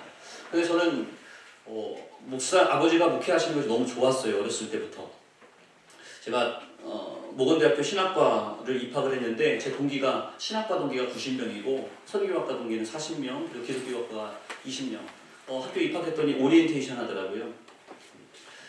150명이 신입생 오리엔테이션을 했습니다. 근데 선배님이 이런 질문을 해서 다 앉혀놓고 신입생 앉혀놓고 부모님이 목회하는 사람 손 들으라고. 많이 들더라고요. 많이 들었어요. 손 다 들고 있는데 계속 들고 있고 부모님이 목회하시는 게 좋은 사람만 손 들고 있고 부모님 목회하는 거 싫은 사람 손 내리라고 했어요. 저는 정말 놀랐어요. 저를 포함해서 한 5명 정도만 손 들고 있었어요. 150명 중에 목사님의 자녀들이 한 반 이상 됐던 것 같아요. 그런데 부모님 목회하는 걸 좋다고 자녀들이 자랑스럽습니다. 좋습니다. 인정하는 사람이 그렇게 숫자가 적었어요. 여러 가지가 이유가 있겠죠. 근데 저는 좋았어요. 아버지가 목회하시는 게 너무 좋아서 정말 어렸을 때부터 너무 좋아서 지금은 은양 시스템이 뒤에 있지만 전 초등학교 때부터 아버지 목회를 도왔어요. 대부분 예전에는 다트 스피커였다고요. 그렇죠? 조금 앞서가는 경우는 EV 스피커 달았고 근데 또 믹서기가 다 앞에 있었어요. 강대성이 여기 있는데 믹서기를 여기 있으면 어떻게 하란 얘기예요. 파브링 나고 막 소리 크고 안 나고 그러면 막 이렇게 청년이 나와서 하면은 목사님 설교하다 말고 왜 들어가라고 혼나는 거예요. 그러면 천교인이 목사님도 혼났으니까 다 분위기가 아무리 좋은 말씀해도 혼났으니까 막 이러고 있습니다. 근데 누가 앞에 가서 마이크 조절하면 안 혼나요? 아시죠? 다른 사람 아무리 전도사님, 부목사님 와서 움직여도 무슨 강단 올라가나 혼내는데 목사님 자녀가 올라가면 안 혼냅니다. 귀엽고 기특하고 막 그런 겁니다. 다 아시죠? 맞죠? 아멘이세요? 뭐 아닌 것처럼 표정들이 다 그럽니다. 제가 어렸을 때부터 그걸 다 했어요. 다 하고 심지어는 뭐도 했냐면 부흥이 하면 지금은 드럼 치지만 그때는 뭐 했어요? 징 쳤어요. 북 쳤잖아요. 둥둥둥둥 이거 북 쳤잖아요. 북을 치는데 북을 쳤어요. 북을 치는데 우리 교회 형님이 있었어요. 교회 형님, 청년부 형님이 이제 부흥회를 하니까 이렇게 같은 성신이라면 둥둥둥 이거 뭐 치면서 이거 해야 되잖아요. 근데 북을 하나만 치다 보면 꼭 찢어져요. 그러니까 교회에서 북을 하나를 더 구입을 해서 2개를 놨단 말이에요. 근데 그 형님이 북을 치는데 제가 초등학생 때 저를 불러서 북 치는 법을 저를 알려줬어요. 뭐 하라고 하니까 저는 너무 좋아하니까 교회에서 뭐라고 하든지 하기만 하면 좋아서 북을 하나 치라는데 쳤습니다. 뭐 어렵지 않더라도 이렇게 쳤죠. 쳤는데 왜 형님이 저보고 치라고 했냐면 저녁 예배 때는 이 형님이 할 수 있는데 새벽 기도회는 새벽은 절대 못 일어날 것 같은 거예요. 형님이. 그 저보고 새벽에 네가 나가서 북 쳐라. 그래서 저한테 북 치는 법을 저녁에 배우고 새벽 예배 때 북을 쳤단 말이에요. 북이 여러분 얘보다 더 커요. 옛날에 쓰던 북은. 아시죠?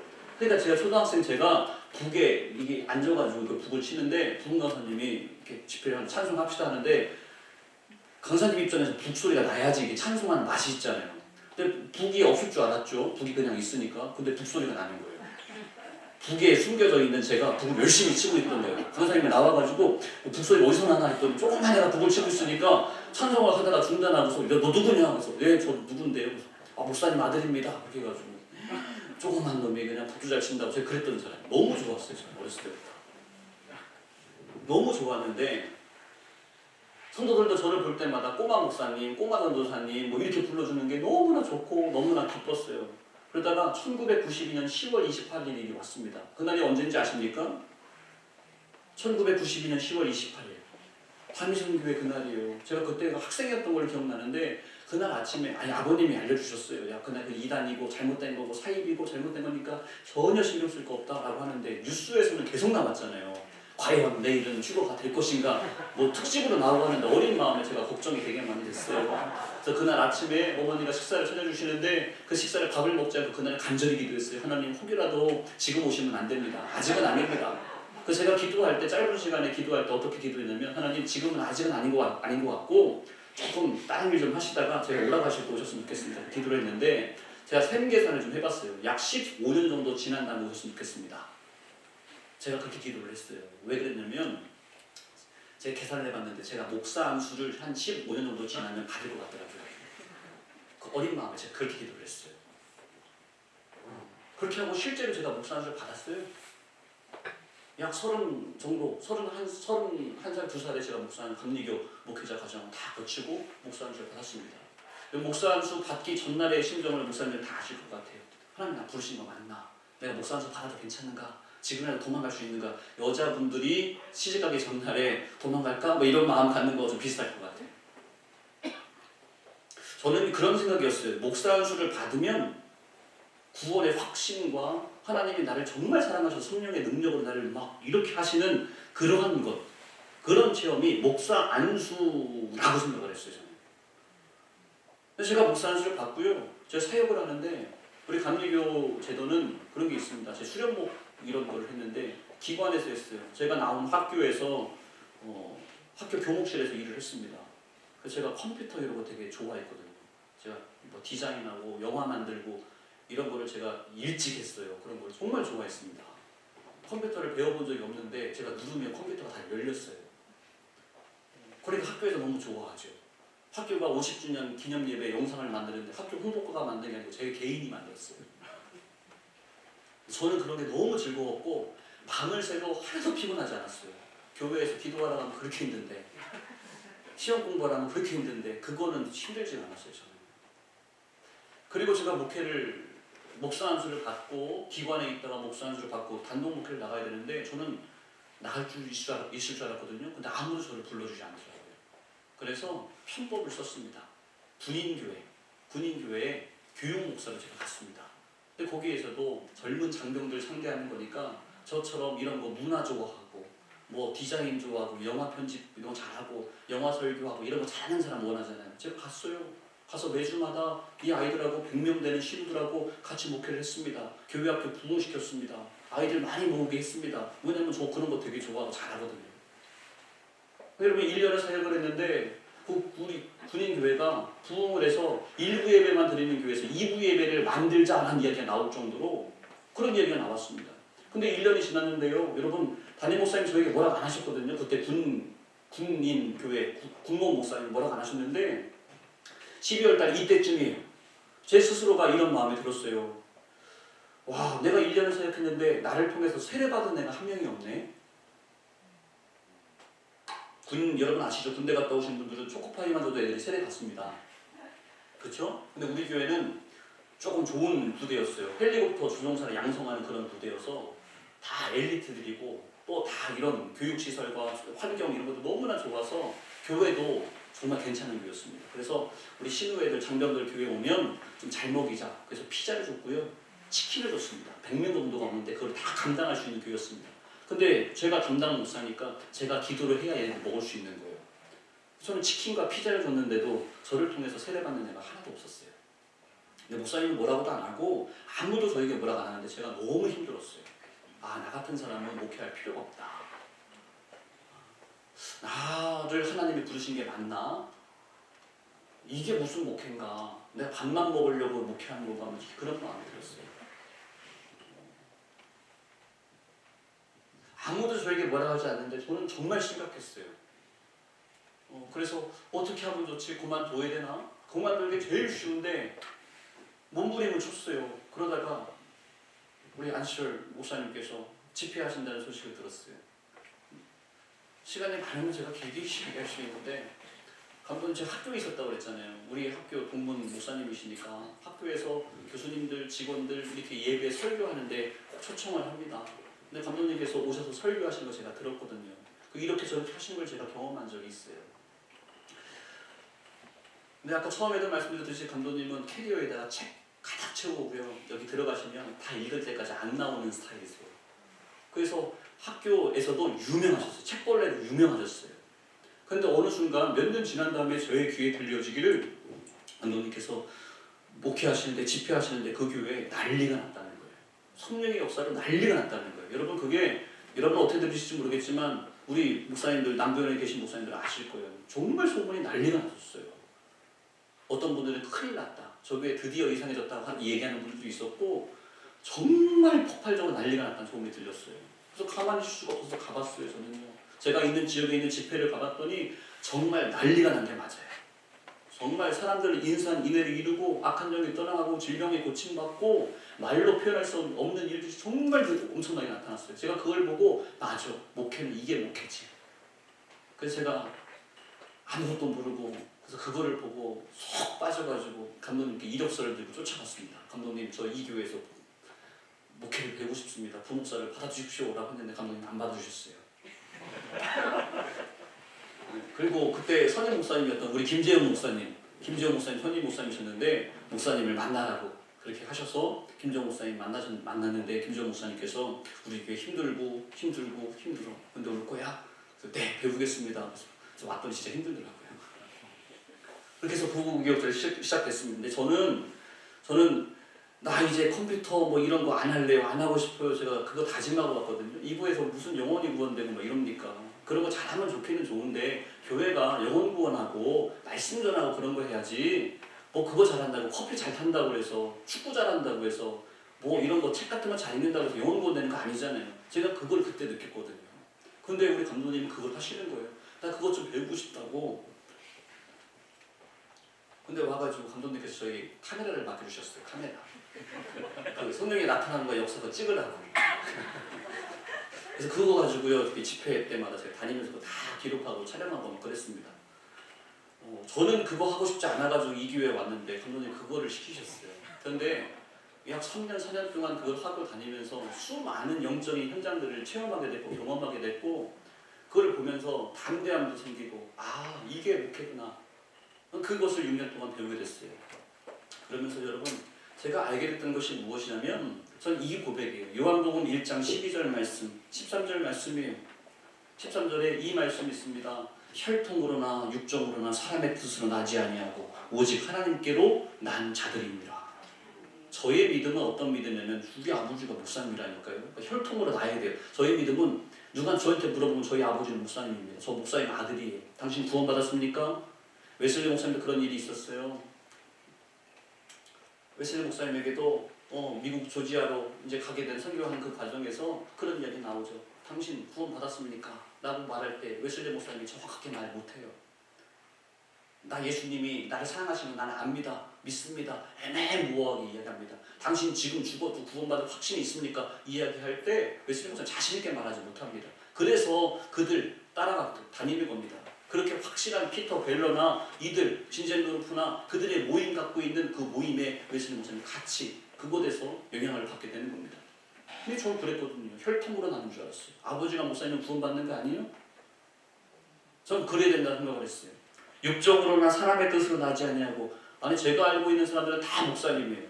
제가 알고 있는 건 다 장로님, 권사님, 집사님, 성도님이에요. 교회에 안 다니는 사람을 만나기가 어려운 환경이에요.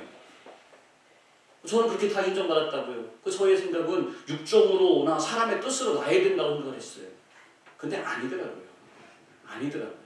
무엇으로 낳는 거냐면 오직 영접하는 자 그 이름을 믿는 자들에게 주시는 하나님의 은혜예요. 하나님의 자녀가 되는 권세를 믿는 자에게 주시는 거예요.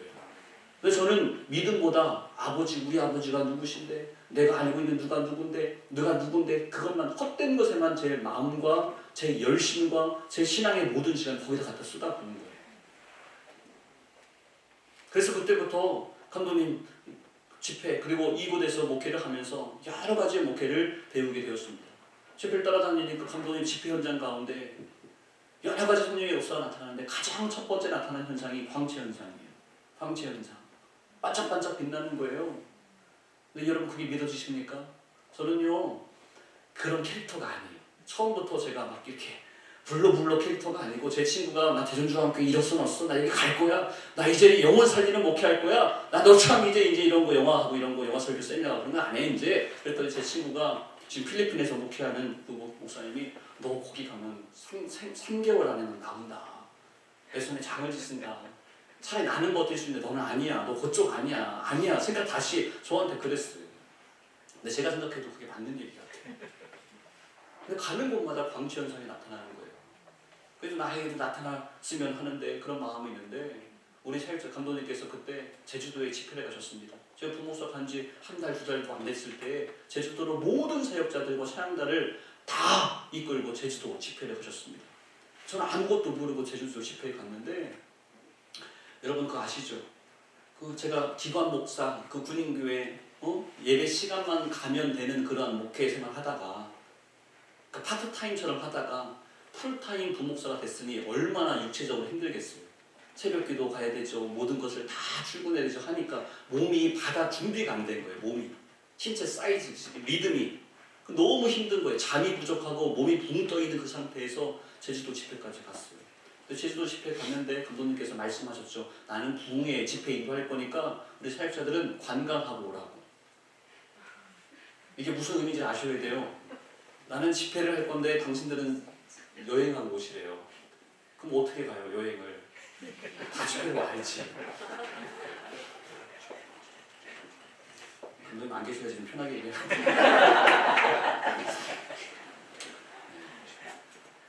그래서 거기 갔어요. 그 집회에 갔는데요. 새벽 집회가 됐습니다. 새벽 집회에 됐는데 제가 너무 피곤해서 너무 졸린 거예요. 감독님 여기 앞에서 말씀 전하시는데 제가 너무 민망한 거예요. 너무 꾸벅꾸벅 저 헤드뱅잉 하면서 졸고 있는데 제가 처음에는 피곤하니까 그럴 수도 있다. 저 스스로를 이렇게 이해를 해주다가 마지막에는 너무 잠이 취해서 안 되겠다 해서 제가 속으로 기도했어요. 하나님, 감독님, 우리 담임 목사님 앞에서 말씀 전하시는데 제가 너무 잠을 깰 수가 없습니다. 나 잠 깨고 싶어요. 제가 그렇게만 속으로만 기도를 했거든요. 그런데 깜짝 놀란 일이 있었어요. 제 앞에 있는 성경책과 다이어리에 가득 채워져 있는 반짝이 광채 현상이 나타나는 거예요. 그냥 조금 뿌려진 것이 아니라 제 다이어리 앞뒤로 꽉 채워져 있는 그런 광채 현상이었어요. 제가 그거를 보니까 잠이 번쩍 달아나서 나에게도 이 역사가 나타나는 거예요. 너무 여러분 하나님께서 사랑하시는 방법은 여러 가지예요. 다양해요. 졸다가도 나타날 수 있고요. 간절히 소망하다도 나타날 수 있어요. 제가 그때부터 이제 하나님이 나와 함께 하신다. 제가 확신을 갖습니다.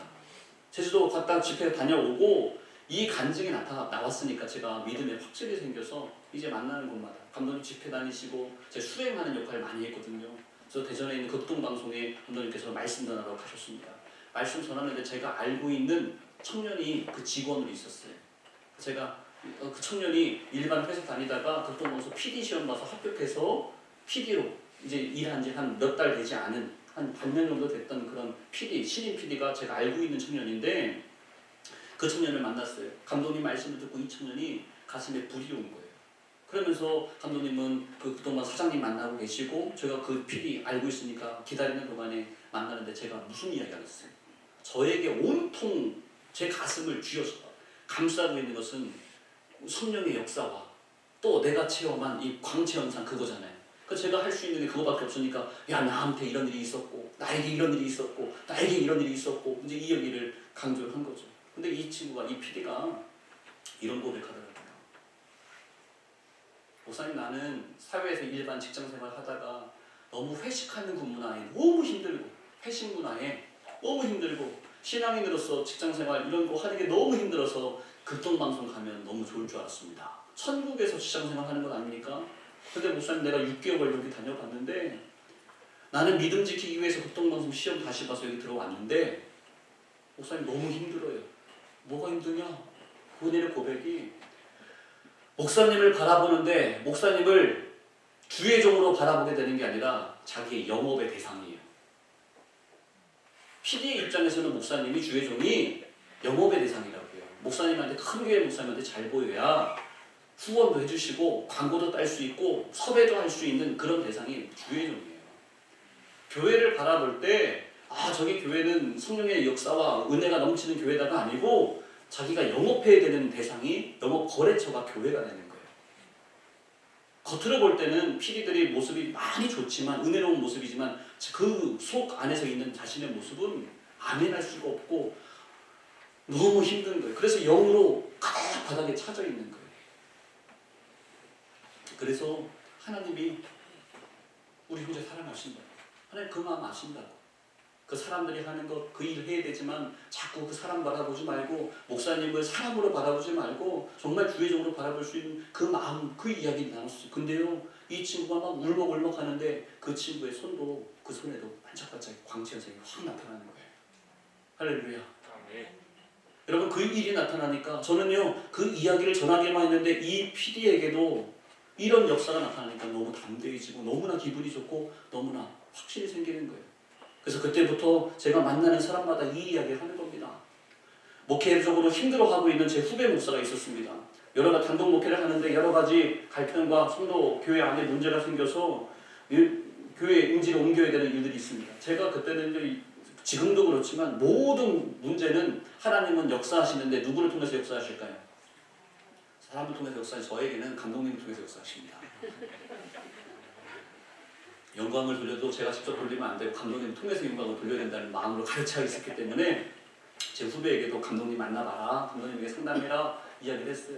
그랬더니 이제 알겠다고 하는데 그 감독님이 찾아오는 그 시간 동안에 사모님과 함께 만나서 이야기하는데 그 장소가 어디였냐면 우리 남부 연회 장소였어요. 남부 연회를 하는 저 유아실 한쪽 구석에서 저는 연회하는 거 아무 상관없고 그 구석에서 내 후배 만나서 우리 교회에 임하는 거, 감독님을 통하여 역사, 이런 성령에 나타나는 역사 이야기를 간증했어요. 그 친구에게. 근데 그 자리에서도 그 사모님에게 얼굴과 손에 반짝이는 광채 현상이 가득 채워지는 거예요. 여러분, 그 자리에서 그 시간에 감독님 만나고 그 모든 목회의 문제가 한 번에 해결이 됐어요. 지금도 목회 잘하고 있어요. 이러한 놀라운 역사들이 나타나고 나니까 저희 아버님이 목회하신다고 그랬잖아요. 그래서 아버님에게 이 이야기를 다 전했습니다. 아버지, 우리 감독님 모시고 집회 한 번만 했으면 좋겠습니다. 그래서 집회를 했어요. 근데 우리 아버님 목회하시는 교회가 논산 육군 훈련소 있죠? 그 옆에 있는 강경이라고 하는 곳입니다. 강경은 도시예요. 우리 아버님이 목회하신 곳은 시골이에요. 시골. 완전히 농사만 짓는 곳, 그런 곳인데 역사는 100년이 넘었어요. 근데 시골 농사하는 그런 지역에서 집회를, 성령의 집회를 하겠다라고 선포를 했더니 좋아하는 분들이 있고요. 담임 목사님이 모시는 강사님이면 무조건 좋다고 하는 분들이 있고요. 또 한쪽에서는 또 인터넷 하는 시대니까 다 봤더니 뭐 좀 쓰러진다더라, 뭐 이상한 거 금가루 얘기한다더라, 뭐 이러면서 젊은 사람을 또 알아보고서 나는 집회에 참석하지 않겠다 쫙 나눠지는 거예요. 그럼에도 담임 목사님이 선포하셨고 기도를 준비하셨으면 집회가 이루어졌어요. 첫째 날부터 얼마나 강력한 역사가 나타났는지 반대하는 세력과 찬송하는 세력이 있는데 하나님은 참 놀랍게 역사를 했어요. 첫째 날 집회가 끝나고 둘째 날이 됐어요. 둘째 날 됐는데 이거 시골이니까 우리 보건소 소장님을 하시는, 시골에서 보건소 소장님은요 여러분 뭐 아산병원 병원장과 동급이에요. 아시죠? 세브란스 병원 원장이랑 동급입니다. 그 권사님이신 그 보건소장 권사님에게 집에 돌아갔는데 광채현상이 나타나는 거예요. 신방 가방 거기에 그 성경 가방에 안에 광채현상이 가득 채워진 거예요. 근데 그 보건소장님의 남편 장로님은 논산에서 유명한 교장 선생님이에요. 영어 선생님 출신 교장 선생님이에요. 그러니까 우리 시골에서는 제일 엘리트 가정이 이 가정이에요. 근데 아내 되는 권사님은 내 손과 내 성경 가방에 광채 현상이 가득 채워졌으니까 너무 좋아가지고, 여러분 목사님이 신방 간다고 하면 성도들이 거부할 수는 있지만 보건소장님이 아무 때나 언제 어디서나 무조건 문이 열리는 것은 보건소장님이죠. 시골에서는. 그렇죠? 이분이 다니면서 이거 보라고 이거 보라고 이거 보라고 이거 보라고 하면서 동네 사람들 다 오게 하는 거예요. 근데 남편 장로님은 똑똑한 분이잖아요. 우리 동네에서 가장 인텔리인 분이 당신이 아내가 그렇게 하고 다니니까 알도 못하고 가만히 있으셨어요. 그런 일을 잠깐 이렇게 두고요. 또 둘째 날 집회를 하는데 이 소문을 듣고 몸이 아프다고 하는 분들이 이제 우리 교인들이 다 오기 시작합니다. 한 분이 있는데 우리는 시골에 있는 곳이에요. 근데 논산 시내에서 떡집 하는 우리 이영자 권사님이라는 분이 있어요. 근데 그분이 논산 시내에서 떡집을 하기 때문에 그 시골 교회 입장에서는 성공하신 분, 시내에서 이렇게 오는 아주 인텔리한 분처럼 우리는 여기는 그런 권사님이신데, 이분이요 말씀을, 감독님께서 말씀을 전하시는데 이분이 앉은 자리에서 사역을 하는 게 아니고 설교를 하고 있는 중에 이분이 이러시는 거예요. 이것보다 저는 제가 아파가지고 살짝 하는 건데, 설교 시간에 막 자기 볼을 얼굴에 막 쳐요. 근데 이분은 교회에 올 때마다 새벽이든 저녁이든 낮이든 상관없이 항상 얼굴에 하얗게 하는 분이에요. 화장으로, 분으로, 패왕별이 아시죠? 뭐 그 정도 수준으로 항상 화장을 하는 분인데 이분이 자기 얼굴을 막 이렇게 치는 거예요. 그러니까 그 짤짝짤짝거리는 소리가 설교하는데 방해될 정도로. 그래서 뭐 옆에 있는 사람들이 가만히 좀 있으라고 이렇게도 하고 저렇게도 하는데 감독님께서 내버려두라고 그러면서 그런 일이 있었어요. 근데 놀라운 사실은 이분이 그 다음날 화장을 안 하고 다 벗은 모습으로 쌩얼로 와서 간증을 하는 거예요. 무슨 얘기나 봤더니 내가 교통사고를 나서, 이전에 교통사고가 나서 유리파편이 내 얼굴에 다 박혀서 큰 거는 다 빼냈지만 작은 것은 빼낼 수가 없어서 그 곰보처럼 이렇게 있는 것이 얼굴에 수없이 많이 박혀서 내가 매일 새벽이든 저녁이든 항상 이거를 분을 발리고 오시던 분이에요. 근데 지금 보라고 그 파편이요, 그 얼굴에 상처 났던 그런 것들이 하나도 없이 정말 깨끗하게 얼굴이 치유가 된 거예요. 할렐루야. 여러분 이분이 권사님 그거를 간증하고 났는데 권사님께서 긴 임재기도 해주셨어요. 그 간증 듣고 바로 임재기도 해주시는데 이분이 그때부터 체조가 시작된 거예요. 누워가지고 막 이러고 막 난리가 났습니다. 또 그 일어난 다음에 간증을 하시는데 교통사고 나서 허리가 안 움직이고 또 떡집을 하니까 매일 몸으로 다 해야 되니까 몸이 완전히 만신창이잖아요. 근데 몸이 하나도 안 아프다는 거예요. 교통사고 났던 허리가 치유받았다고 뭐 뛰면서 간증하는 거예요. 할렐루야. 이분이 이 역사가 나타나니까 그리고 또 보건사님은 다니면서 이거 이야기하고 다니고 이분은 뭐 이거 하고 다니고 허리 나왔다 이거 하니까 온 동네 사람 안 믿던 뭐 시골에 있는 할머니고 뭐고 다 옵니다. 여러분 시골 교회인데 얼마나 시골 교회냐면 거기는 하우스 비닐하우스 이런 거 겨울에 해요. 3번 농사를 져요. 상무작을 져요. 1년 내내 계속 일이 돌아가는 곳이 시골이에요. 그래서 우리 교회를 보면 주일에 식사를 하는데 주일 예배를 마친 다음에 식사를 하는데 이 생각하시면 이해가 하는데 좋아요. 75세 정도가 되면 서빙을 해야 돼요. 한 85세쯤 돼야 벽에 기대고서 주는 밥 먹을 수 있어요. 70세, 75세는 현역이에요. 시골에서. 동의하시면 아멘. 아멘. 맞죠?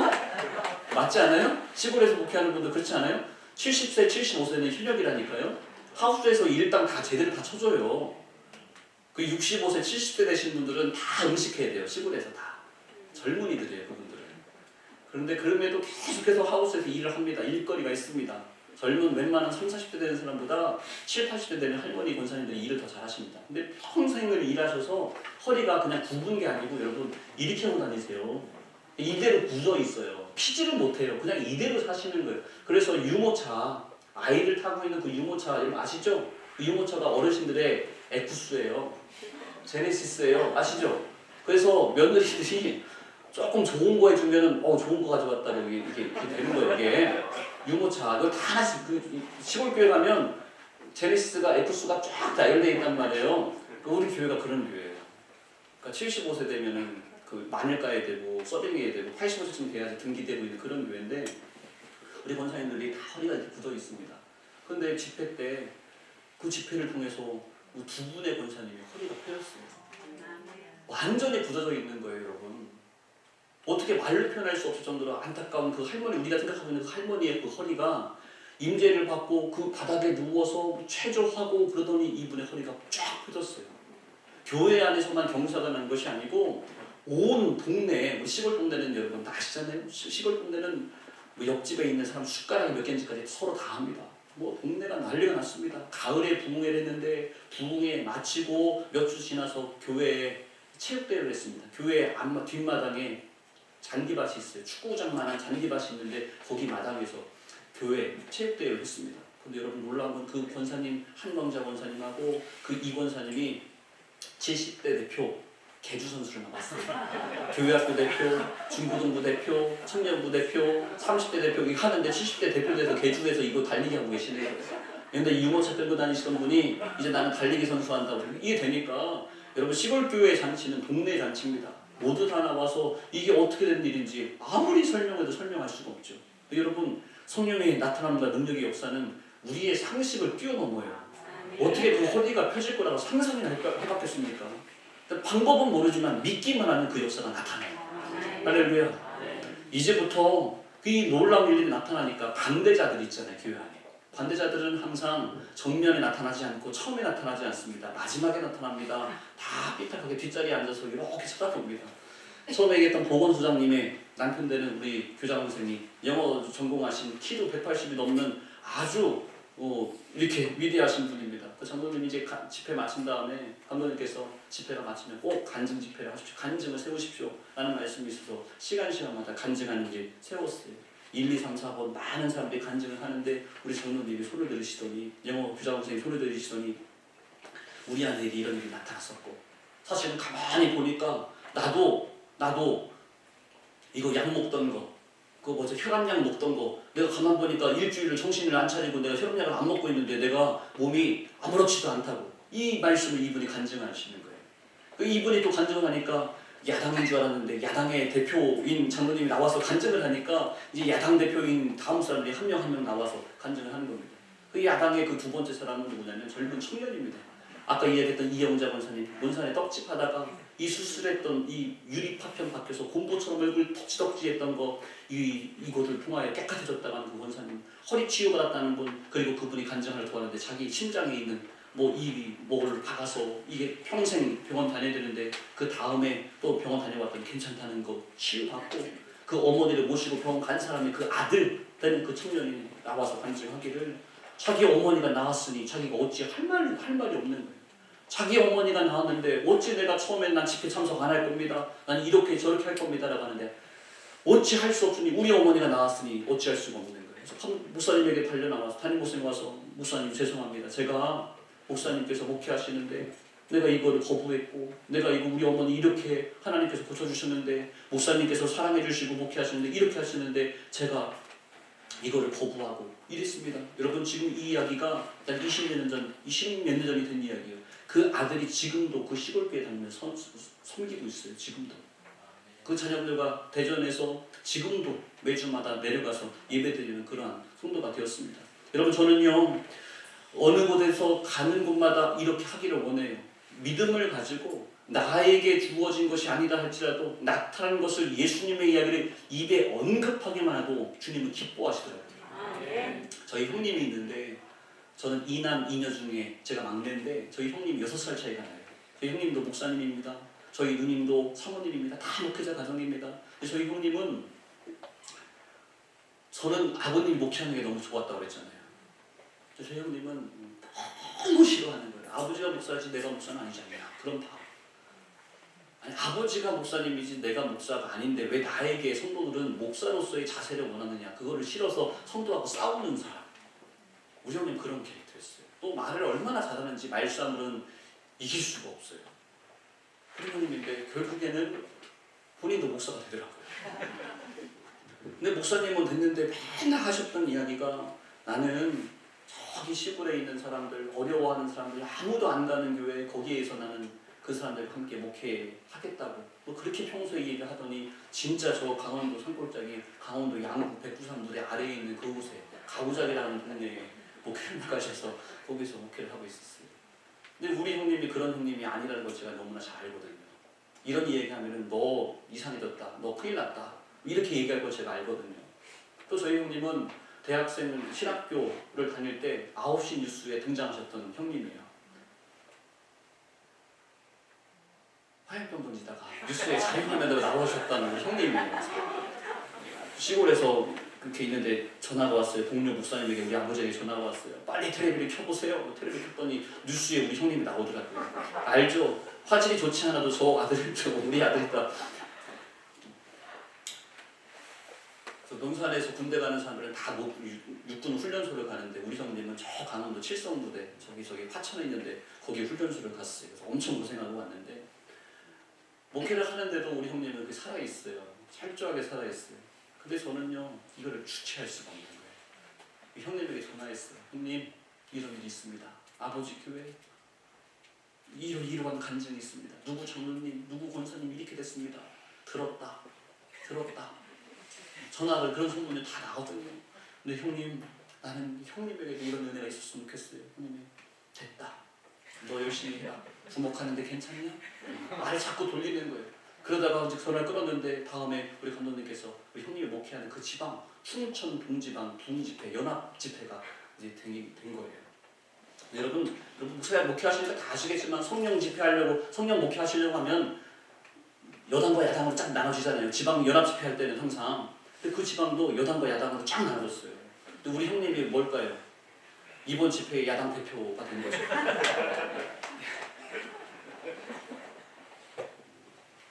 근데 집회를 하는데 제가 형님에게 전화를 한 번 더 했어요. 형님 사실은 이러이러하고 이렇게 됐습니다. 나에게도 이런 은혜가 있고 이러한 역사가 있었습니다. 근데 형님이 이번에는 아무 말도 안 하고 다 듣고 있는 거예요. 그냥 다 듣고 있고 여기 다 있으면 끊자. 형님 그러셨어요. 그래서 저는 이제 답답하죠. 형님이 아멘하고 받아들이면 좋겠는데 아무 말 안 하는 거예요. 근데 둘째 날 저녁에 감독님께서 그때는 주의 종들에게 안수를 절대 안 주셨습니다. 하나님께서 내 종은 내 종이니까 안수하지 마라 그런 영적인 사인 주셨다고 하셔서 주의 종들에게는 이렇게 안 하실 때였습니다. 근데 감독님께서 웬일인지 둘째 날에 저녁 집회 때 저희 형님의 이름을 부르면서 형님 부르셨대요. 그 이야기를 좀 들어보니까 형님 저희 전화를 받고 목회자들이 강사님과 같이 식사를 하잖아요. 그래서 식사하는 그 자리에 감독님 쫓아가서 식사할 때 감독님, 강사님 제 동생이 호대선입니다. 제가 호대선이 형입니다. 인사하면서 저 안수기도 좀 해주십시오 라고 형님 입장에서는 엄청 큰 용기를 내고서 감독님 부탁을 드린 거예요. 감독님께서 나는 기도하지 않아요. 나는 주의 종에게 안수하지 않아요. 이 얘기를 하신 거예요. 그래서 저희 형님이 너무 또 이렇게 된 거죠. 그래서 내가 큰 마음을 먹었는데 안 해주시는구나. 그러고 있는데 저녁 집회 때 호대영 목사님 나오세요. 형님이 나가는데요. 형님은 뭐 이런 거라서 그때는 마음이 또 완강하게 닫혀 있었으니까 기대하고 나간 게 아니고 강사님이 부르시니까 또 지방 임원이었으니까 무언가를 시키시려고 하나 보다 저 강대상으로 막 뛰어나가는데 거기에서 대자로 쓰러졌어요. 대자로 쓰러졌는데 생각이 얼마나 강한지 이거 내가 동영상에서 봤던 그 모습이 나다. 나 지금 일어나야 된다. 지금 일어나지 못하면 나 우리 동료 목회자들한테 나 이제 완전히 된다. 근데 일어나려고 일어났는데 일어나셔야죠. 딱 붙어서 일어나지 못하는 거예요. 감독님께서 얘기하는 임재가 되면 나는 일어나고 싶은데 내 몸이 내 말이 아닙니다. 생각 말짱합니다. 그 얘기하는데 본인이 얘기하는 거예요. 생각 말짱한데 아무리 일어나고 싶어도 일어나지 못하는 거예요. 일어나고 싶어서 허우적대는데도 안 되니까 자기 힘으로 허우적대니까 계속 강단만 쓸고 다니는 거예요. 그걸 보면서 뒤에 있는 그 야당 배수들 목사님들은 다 킥킥거리고 웃고 난리가 났어요. 마지막 날 제가 그 집회에 참석했거든요. 이거 찍어야 되니까 제가 도착했더니 그 목사님들이 저를 보면서 너희 형님 수지 맞았다. 너희 형님 성령님이 임하셨다. 그러면서 그 얘기를 들었어요. 형님이 저를 부르더니 형님 내 집으로 오라고 마지막 날 집회 전에 일찍 올라갔더니 저한테 이야기하기를 사실은 네가 전화할 때 내 손에도 반짝이가 나타나더라. 내 손에 나는 그런 마음이 전혀 없는데 내 손에도 너가 말한 그 반짝반짝하는 현상이 내 손에 있더라. 그래서 내가 믿음이 생겨서 감독님이 나 기도해 주세요라고 얘기했던 거다. 근데 안 해주시더라. 근데 내가 포기했을 때 나를 부르셨는데 내가 지금 표현할 수 있는데 쓰나미 같은 파도가 나를 확 덮치는데 내가 도무지 이겨낼 수가 없더라. 나를 확 덮치고요. 여러분 그때부터 목회가 풀리기 시작했습니다. 목회가 풀리기 시작하는데 이제부터 믿음의 고백이 달라졌어요. 목회 얼마나 잘하는지 몰라요. 누구보다도 아름다운 목회하는 주의종으로 변화되어졌어요. 감독님에 대해서 야당들이 많이 있어요. 성령의 역사 나타나심에 대하여 목사님들이 더 가까이 있는 분들이 더 안 좋게 얘기하는 분들이 많이 있습니다. 근데 그때마다 저희 형님이 야당의 대표였잖아요. 그러니까 우리 형님이 말하면 아무도 말을 못합니다. 뉴스에 안 나온 사람들은 그런 말 뉴스까지 나와봤던 형님이기 때문에 그렇게 성령이 역사하시는 것 감독님이 자신의 힘으로 하는 게 아니다. 성령이 감독님을 통하여 역사하시는 거다. 당신을 주의 종으로 삼아서 일하시는 것처럼 성령님께서 감독님을 통하여 감독님만이 하실 수 있는 성령의 역사를 하는 건데 너가 경험하지 못했다고 단정 짓지 말아라고 얘기하는 거예요. 할렐루야. 네. 여러분 입술에 담기만 하여도 믿음을 갖기만 하여도 하나님은 일하시고 역사하십니다. 네. 제가 한 달 전쯤이었던 것 같아요. 한 달 전쯤에 머리가 너무 아파요. 뒷골이 너무 땡기고 뭐 여기 어깨부터 뒷골까지 한 이틀 동안 계속해서 너무 아픈 거예요. 약을 먹어도 듣지도 않고 너무 아파서 이거 어떻게 해야 되나라고 하는데 수요일 저녁 예배를 준비해야 됩니다. 이걸 설교하러 올라갔는데 너무나 제 몸이 너무 힘이 들어요.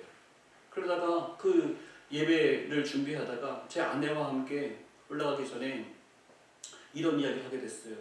내 몸이 너무 아픈데 설교하기 전에 약 하나 진통제 하나 먹고 올라가라. 근데 제가 마음에 먹고 싶지 않은 거예요. 그래서 알았다고 내가 좀 보고 먹겠다라고 하는데 그 사이에 전화가 왔어요. 예배 드리는 그 사이에 한 2시간 남아져 있는 사이에 후배 전도사님에게 상담하는 전화가 왔어요. 하시는 이야기가 사역하는데 너무 힘들다는 거예요. 너무 달란트가 있는 후배예요. 가는 교회마다 목사님이 너무 좋아하는 그러한 사역자예요. 너무 인정받고 그러는데 몇 년, 한 5년 가까이 사역을 하니까 이젠 사역지로 옮기고 싶다고. 그래서 목사님에게 말씀드리려고 하는데 어떻게 하면 좋겠냐고. 목사님에게 말씀을 드리는데 뜻대로 되지 않을 것 같다고 이런저런 이야기를 해요. 그래서 제가 이런 이야기를 했어요.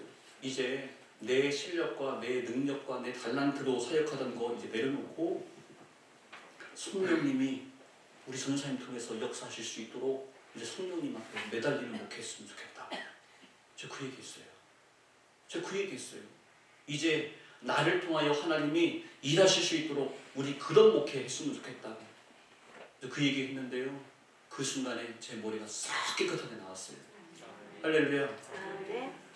제가 깨끗이 나은 거를 아내하고 이야기를 하면서 어떤 걸 했냐면 감독님께서 이렇게 표현하신 적이 있어요. 엠마오로 내려가는 두 제자. 그 두 제자가 예수님 부활하셨대? 예수님 다시 살아나셨어? 맞는 얘기야? 뭐야? 두 제자가 막 이야기하는데 그 곁에서 쫓아가면서 들으시는 분이 있어요. 예수님을 부활하신 것을 믿지 못하는 그 이야기를 하고 있는 두 제자가 예수님 이야기를 하는 그 이야기를 주님께서 듣고 싶으셔서 그들의 길을 쫓아가시는 거예요. 그 표현을 우리 말씀하시는 분들 표현하셨는데 예수님은 당신 이야기하는 것을 기뻐하시는구나. 내 이야기를 입에 담는 것만으로도 너무 즐거워하시는구나. 그 말씀이 저에게 쫙 다가오면서 제 아팠던 뒷골과 제 어깨와 그것이 확 사라지는 거예요. 그날 제 수요일 저녁에 그거 간증했잖아요. 우리 성도들도 머리 아픈 것 그 시간에 함께 아멘한 자들에게 치유가 함께 나타났습니다. 할렐루야. 감독님하고 우리 교회가 5,842평입니다. 그 교회를 감독님은 운동 삼으셔서 교회를 돌보는 마음으로 교회를 이렇게 봅니다. 걸으면서 도는데 감독님께서 한 번은 이런 말씀하셨어요. 목사님, 하나님 나라는 분명히 있어요. 하나님 나라는 정말로 있어요. 하나님은 정말로 계세요. 이게 설교 시간이 아니고요. 걸으면서 그냥 이렇게 걷고 있는데 나는 하나님의 나라가 정말 기대가 됩니다. 그리고 하나님 앞에 서면 나 하나님 앞에 묻고 싶은 거 엄청나게 많이 있습니다. 그리고 나는 우리 교회를, 하나님의 교회를 정말 사랑해요. 다 하나님 앞에 드렸는데 더 드리고 싶은 마음이 내 마음입니다. 그 이야기를 걸으면서 하시는 거예요. 저도 목회를 해보니까 많은 목사님들을 알고 있고 만나고 목회자 모임도 많습니다. 여러분 목사님들끼리 만나 여기 모임은 우리 김구병 목사님과 모이신 이 모임은 성령님 이야기하고 이런 은혜를 사모하는 모임이지만 여러분 바깥에 있는 여러분들이 모이는 그 목사님들 모임 한번 떠올려 보세요. 만나면 무슨 이야기 합니까? 저는 한 번도 예수님 얘기해 본 적이 없는 것 같아요. 우리 교인이 성도를 해줬네, 교인이 누가 속속이는 사람이 있네, 이런 이야기만 하고 이런 거 저런 거 이야기하고 우리 자식들 잘 됐고 이렇게 됐고 누가 이렇게 잘 됐고 안 됐고 이런 얘기만 열심히 하지 주님이 나에게 그 일도 응답해 주셨고 주님이 난 너무 좋고 이런 얘기는 안 하는 것 같아요. 근데 감독님을 만나면 언제나 주님이 너무나 좋고 감독님하고 차를 한번 이동하는 간에 한번 타보신 분들 아시겠지만 언제나 찬양하시고 담임 목사님이 부목사들에게 성경 많이 읽고 기도 이 사람 열심히 하고 말하는 분은 정말 많아요. 그런데 그거를 몸으로 보여주시는 목사님들은 정말 많지 않다고 봐요. 그 이유가 감독님을 존경하는 이유고 함께 이 웨슬리 목회를 나눌 수 있는 이유라고 생각합니다.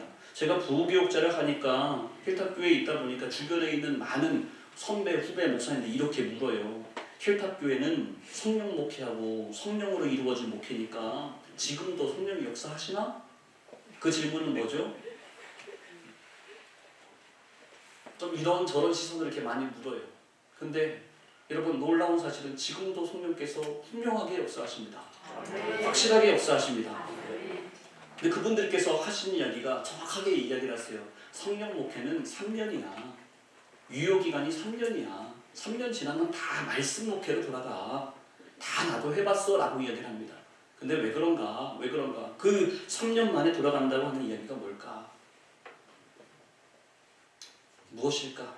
하나님의 영광을 어쩌면 우리 목회자들이 자신의 것으로 가져가기 때문이 아닌가.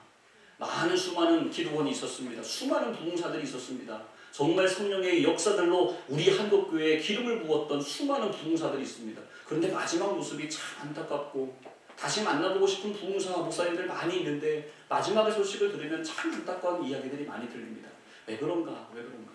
저는 그 모습을 감독님이 앞자리에 계시지만 감독님을 통하여서 해답을 찾았으면 하는 마음이 있습니다. 감독님에게 성령의 역사가 이 은혜가 임할 때 우리 감독님에게는 세 가지의 영적인 조심하라고 하는 사인을 성령님께서 주셨다고 감독님 항상 목회자 세미나 때 말씀을 하십니다. 여러분들도 들으셨을 것 같은데 영적인 음란죄를 지지 말아라 라고 하는 그런 사인을 주시는 겁니다. 영적 음란죄가 무엇입니까? 라고 물으셨을 때 성령으로 치유를 영적 음란죄를 이야기했을 때 그리고 거저받았으니 거저 주어라. 성령의 치유를 빌미로 해서 물질을 탐하지 말아라 라고 하는 것. 그리고 내 주의 종들은 내 주의 종이지 너가 만지지 말아라. 그때는 그 세 가지의 말씀 주셨다고 이야기를 해요. 우리 교회에 대전중앙교회 성령의 나타남과 치유 역사가 나타나니까 대전에 있는 수많은 사람, 전국에 있는 수많은 사람이 새벽 기도에 대예배 시간보다도 더 폭발적으로 나타났습니다. 또 감독님께서 설교를 얼마나 많이 하시고 찬양을 많이 하셨는지 아침 9시, 10시까지 하셨습니다. 수많은 기적들이 나타났습니다. 엄청난 폭발적인 일들이 나타나는데 이 경고의 말씀 때문에 감독님께서 우리 교인으로 받지를 않으셨습니다. 우리 교회는 성령의 영적인 응급실이다. 영적인 119다 라고 가르치시면서 우리 사역자들에게 절대로 우리 교회에서 응급실에서 119에서 급한 치료와 긴급한 이 영적인 치료를 받은 다음에는 우리가 섬기는 그 교회로 다 돌아가서 그들이 은혜 받고 섬길 수 있도록 그렇게 하는 교회가 우리 교회라는 것을 선포하셨습니다. 심지어는 그 일을 지키기 위해서 성도들과 나 이 교회에 등록하겠다고 하는데 사역자들과 매 주마다 싸워야 하는 그런 일도 있었습니다. 그리고 감독님은 거저받았으니 거저주어라 라고 말씀하는데 그 거저받았으니 거저주어라 라는 것은 성령의 은혜도 거저받았으니 집회도 거저해줘라 라는 것도 되지만 거저받았다고 하는 것은 물질로도 섬겨야 된다. 거저받았으니 거저주어라 라고 하는 말씀입니다. 그래서 이런 성령의 치유를 빌미로 해서 물질을 탐하는 것 그런 것까지도 끝까지 지키면서 나오는 모습이 바로 감독님의 사역이었습니다. 그러니까 우리 힐탑교회가 우리 감독님을 통하여 지금까지도 성령의 역사로 크게 쓰임받는 우리 힐탑교회가 된 줄 믿습니다. 네. 여러분 바라본데 이 놀라운 일들은 그래서 세상을 향해서도 담대하게 외칠 수 있습니다. 많은 주의 종들 앞에서도 나의 자랑이 아니라 하나님께서 일하심을 우리는 간증하고 외칠 수 있습니다. 창세기 47장 10절 말씀 보니까 야곱이 바로에게 축복하고 그 앞에 나오니라 라고 말합니다. 야곱이라고 하는 사람이 누구 앞에 축복하고 나왔냐면 세상의 왕 바로 왕 앞에서 축복하고 나왔습니다. 바로 왕은 어떤 사람이죠? 세상의 왕입니다. 야곱의 지금의 모습은 먹을 것 없어서 입을 것 없어서 자기 아들 형제들 다 보내면서 야 먹을 것 좀 빌려와라. 집 문서 땅 문서 다 줄 테니까 제발 좀 먹을 것 좀 부어와라. 참 실패한 인생 아버지 아닙니까? 그런데 그러한 사람 야곱이 세상의 왕 바로 앞에 나아가서 축복하더라는 이야기예요. 무엇 때문에 축복합니까? 하나님이 나에게 주신 축복 때문에. 세상의 왕이 눈앞에 있지만 그 야곱이라고 하는 사람은 쫄지 않습니다. 야곱에게는 하나님이 주신 축복권이 있습니다. 영적인 권위가 있습니다. 그 영적인 권위가 세상의 왕보다도 못하지 않다고 하는 것, 비교할 수 없는 은혜와 축복이라는 것을 야곱은 알았던 거예요. 여러분, 우리 주의 종들은 바로 야곱 같은 사람입니다. 성도들을 마음껏 축복하고 그들을 하나님께서 인도하시는 대로 그 길로 인도하는 우리는 제사장들입니다. 그들의 잘못된 것 지적하고 너 그렇게 하면 벌받아라는 것을 말하는 사람이 아니라 마음껏 하나님께서 주신 축복을 선포하고 하나님께로 돌아오게 하는 그 제사장의 직임을 잘 감당할 수 있는 우리 귀한 우리 주의 종들, 목회자들 다 되시기를 주님의 이름으로 축복합니다. 하나님은 살아계시고 하나님은 역사하시고 하나님은 주님의 이름을 내 입술로 고백하기만 해도 마음에 품기만 해도 우리의 모든 것들을 들으시고 응답하시는 여호와 하나님 예수 그리스도이십니다. 그 능력의 은혜가 우리 모두에게 임하기를 주님의 이름으로 축복합니다. 할렐루야. 이 모든 영광 하나님 앞에 올려드리겠습니다.